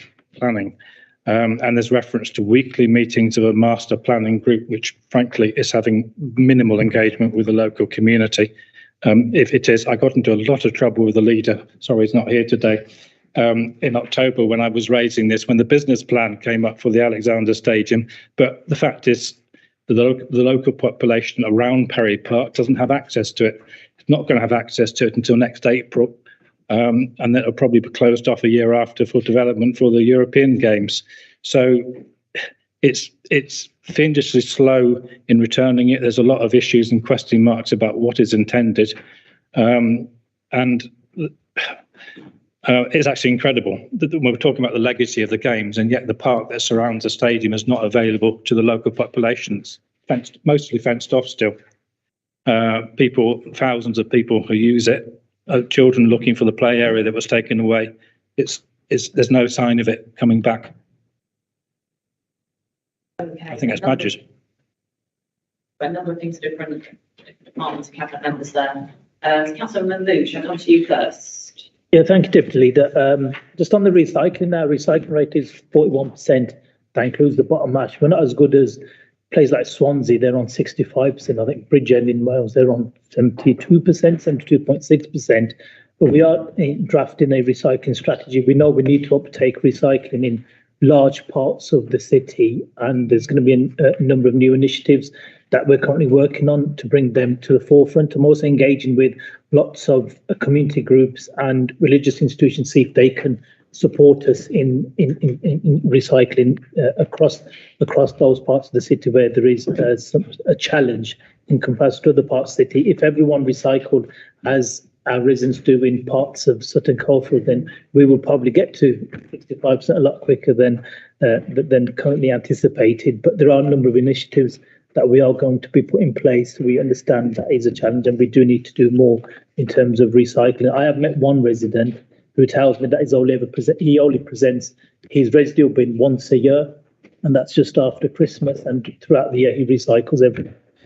I'm not sure if everyone in the city can get to that stage, but it's something that we do need to have a look at, see how best we can improve the rates. In terms of Perry Park itself, from my understanding, Paul Kitson could probably help me out here because it's more to do with the planning around come-off games as well. But in terms of Perry Park itself, we are engaged with an organisation, Arab, who have a history of delivering for the City Council in similar projects. I think they worked on Eastside Park, and they've been tasked to develop the master plan for the site. I understand there was a planning meeting on the 16th of March.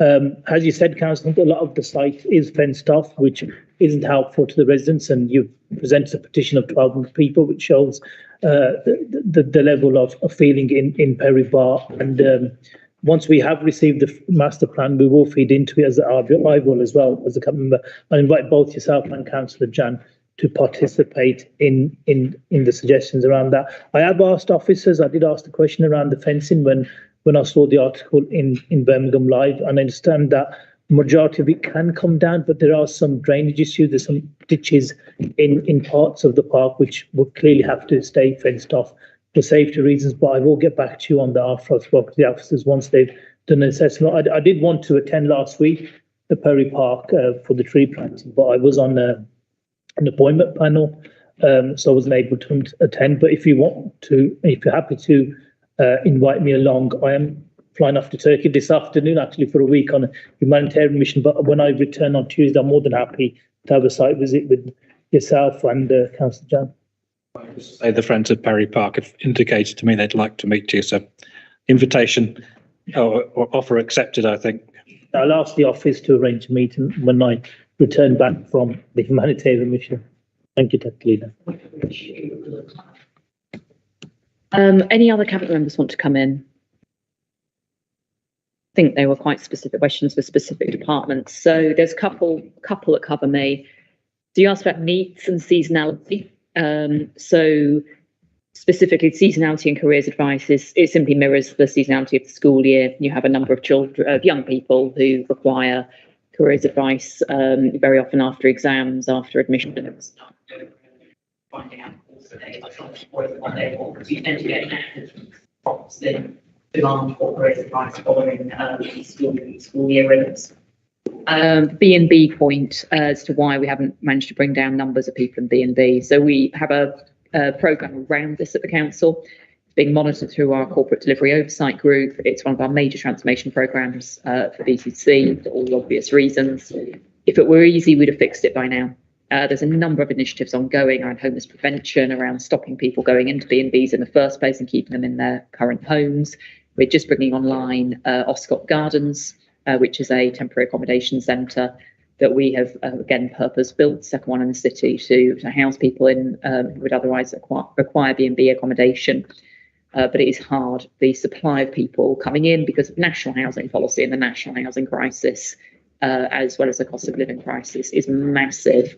So whilst we've got mitigating factors in place, were it easy, we'd have stopped it by now. And lots of it is due to national policies outside of our control. And then complaints, Councillor Huntley picked up on. So again, the work hopefully you're seeing through Ovian scrutiny is what we're doing to address the root cause issues of complaints. You should see a dramatic change in the waste bit of the world at the moment due to some root cause issue changes. I don't think that's filtered through yet to this Cabinet report. It will probably be the next quarter that you'd see that. And then obviously we've had an increase in housing complaints due to national attention around damp and mould, and that's been part of a national trend that we have seen. But we continue to monitor them and most importantly look at what's going on and how we can go back and close that loop. Put nothing right in the first place.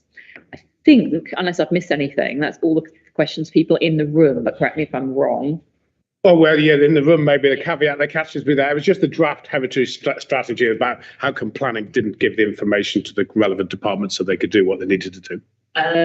So, Paul, I don't know if you're able to answer that, or is that one we need to pick up outside of the meeting? I'll follow it up. Okay. Thank you. Okay. Anyone got anything else on this? No. Okay, in that case, we have recommendation 2.1 in front of us. Is that agreed? Agreed. Thank you. Nearly there. Item 27 then. Energy bills, support scheme, alternative funding, and alternative fuel payment scheme, alternative funding. That is quite the title. Councillor Mosquito, over to you. This report outlines two new energy rebate schemes set out to support households who were not eligible for funding from the original energy bills support scheme. The government estimates that around 9,500 households in the city will benefit by around 3.8 million. So this is good news, Deputy Leader, for those who are using alternative fuel and those who were excluded because of where and how they lived. Citizens need to apply to the government's allocated website called Salesforce, and eligible applications are then passed to the council for further checks and payments. Eligibility will be defined on the website, which includes work park homes, residents, houseboat residents, off-grid households, temporary accommodation, and those in supported accommodation. That's not an exhaustive list, Deputy Leader. The eligible applications are then passed to the council for further checks and payments. To date, 1,100 applications have been received, and we expect to commence paying the £400 and £200 grants within the next month. I'm therefore asking the Cabinet to agree to make these payments, which are fully government-funded schemes. Thank you. Any comments or queries? Not seeing any. Good news. Good. Particularly with the timing. So we've got recommendations 2.1 to 2.3 before us, so those are group. Continuing the Councillor Mosquito show, it is 28 key decisions, plan procurement activities, April 23 to June 23. And Deputy Leader, this is very short. These are the key planned procurement activities for April 2023 to June 23 for noting. Quick one. Similar request that we made actually that resulted in the report on item 13. I'll be vague because I don't want to send this into private session.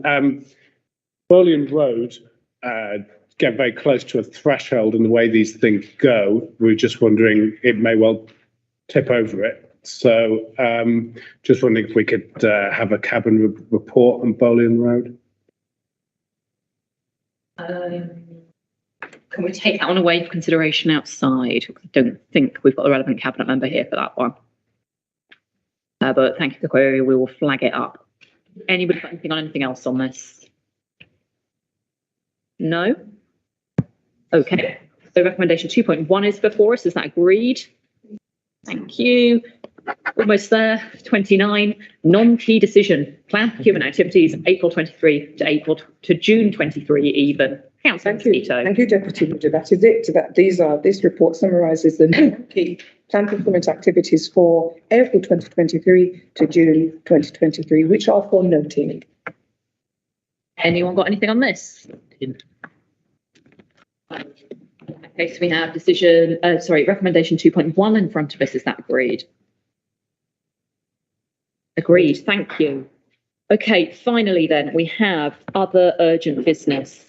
So very sadly, we have had a quite horrific attack on a worshipper leaving a Birmingham mosque overnight, and I just wanted to hand to Councillor Cox just to say a few words about that. Thank you, Deputy Leader. This is a very serious and distressing issue. As members may be aware, West Midlands Police are investigating after a man was set alight on Footway Road in Edgbaston just after 7 p.m. yesterday evening.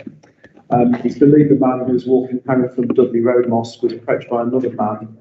This individual spoke to him briefly before spraying him with an unknown substance. His jacket was then set alight, causing burns to his face.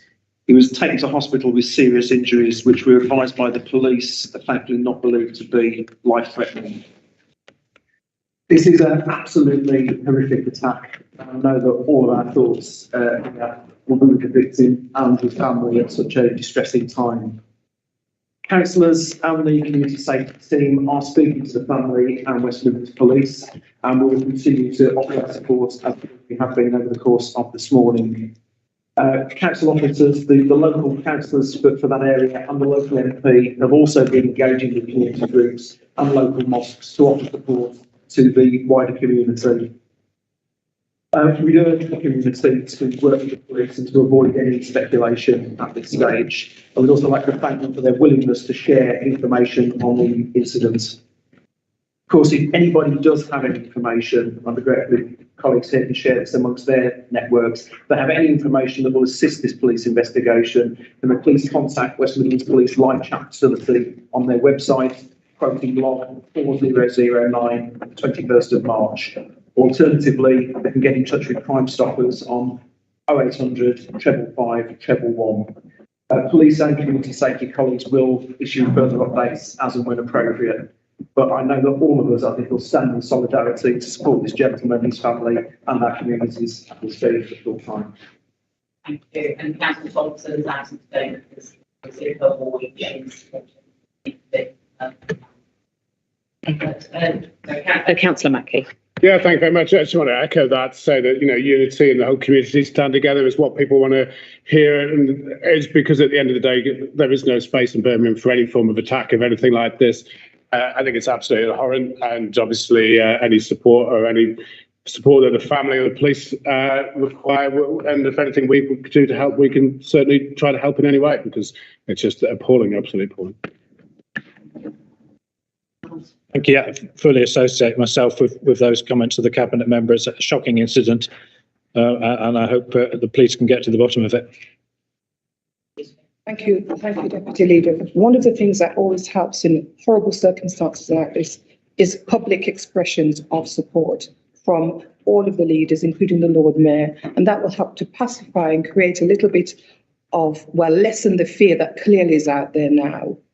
So I would say, Deputy Leader, that if a letter came jointly or individually from the leaders of the City Council, as well as the Lord Mayor, could even with the leadership of the whole council, that would help to reduce down the fear that is out there now.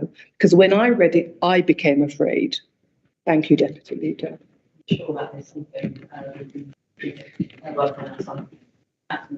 Yeah, thank you, Deputy Leader, and thank you for the comments from everyone across the table from all political parties. It's greatly received.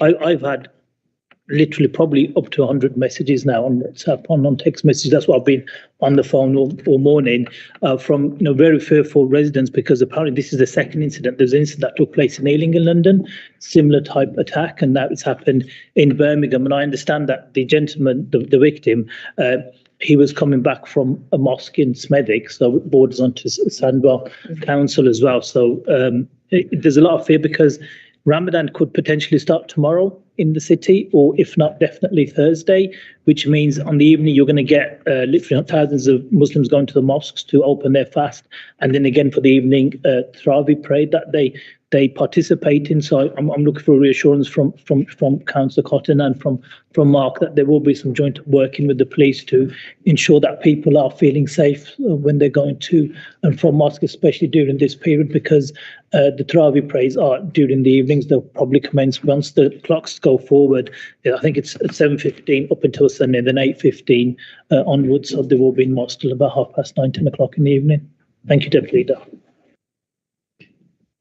I just thank colleagues for those comments, and just to offer that absolute assurance that we're very much aware that they're very important to safety time for our Muslim friends and neighbours, but the council do all we can in partnership with our rules to ensure that activities are reassured and in the city safely without actually or discrimination or any form of attacks which we've seen today. Absolutely. Thank you. I thought it was very important that we acknowledge that, given its seriousness in our city. If there's no other urgent business, I will close the meeting. Thank you for that marathon.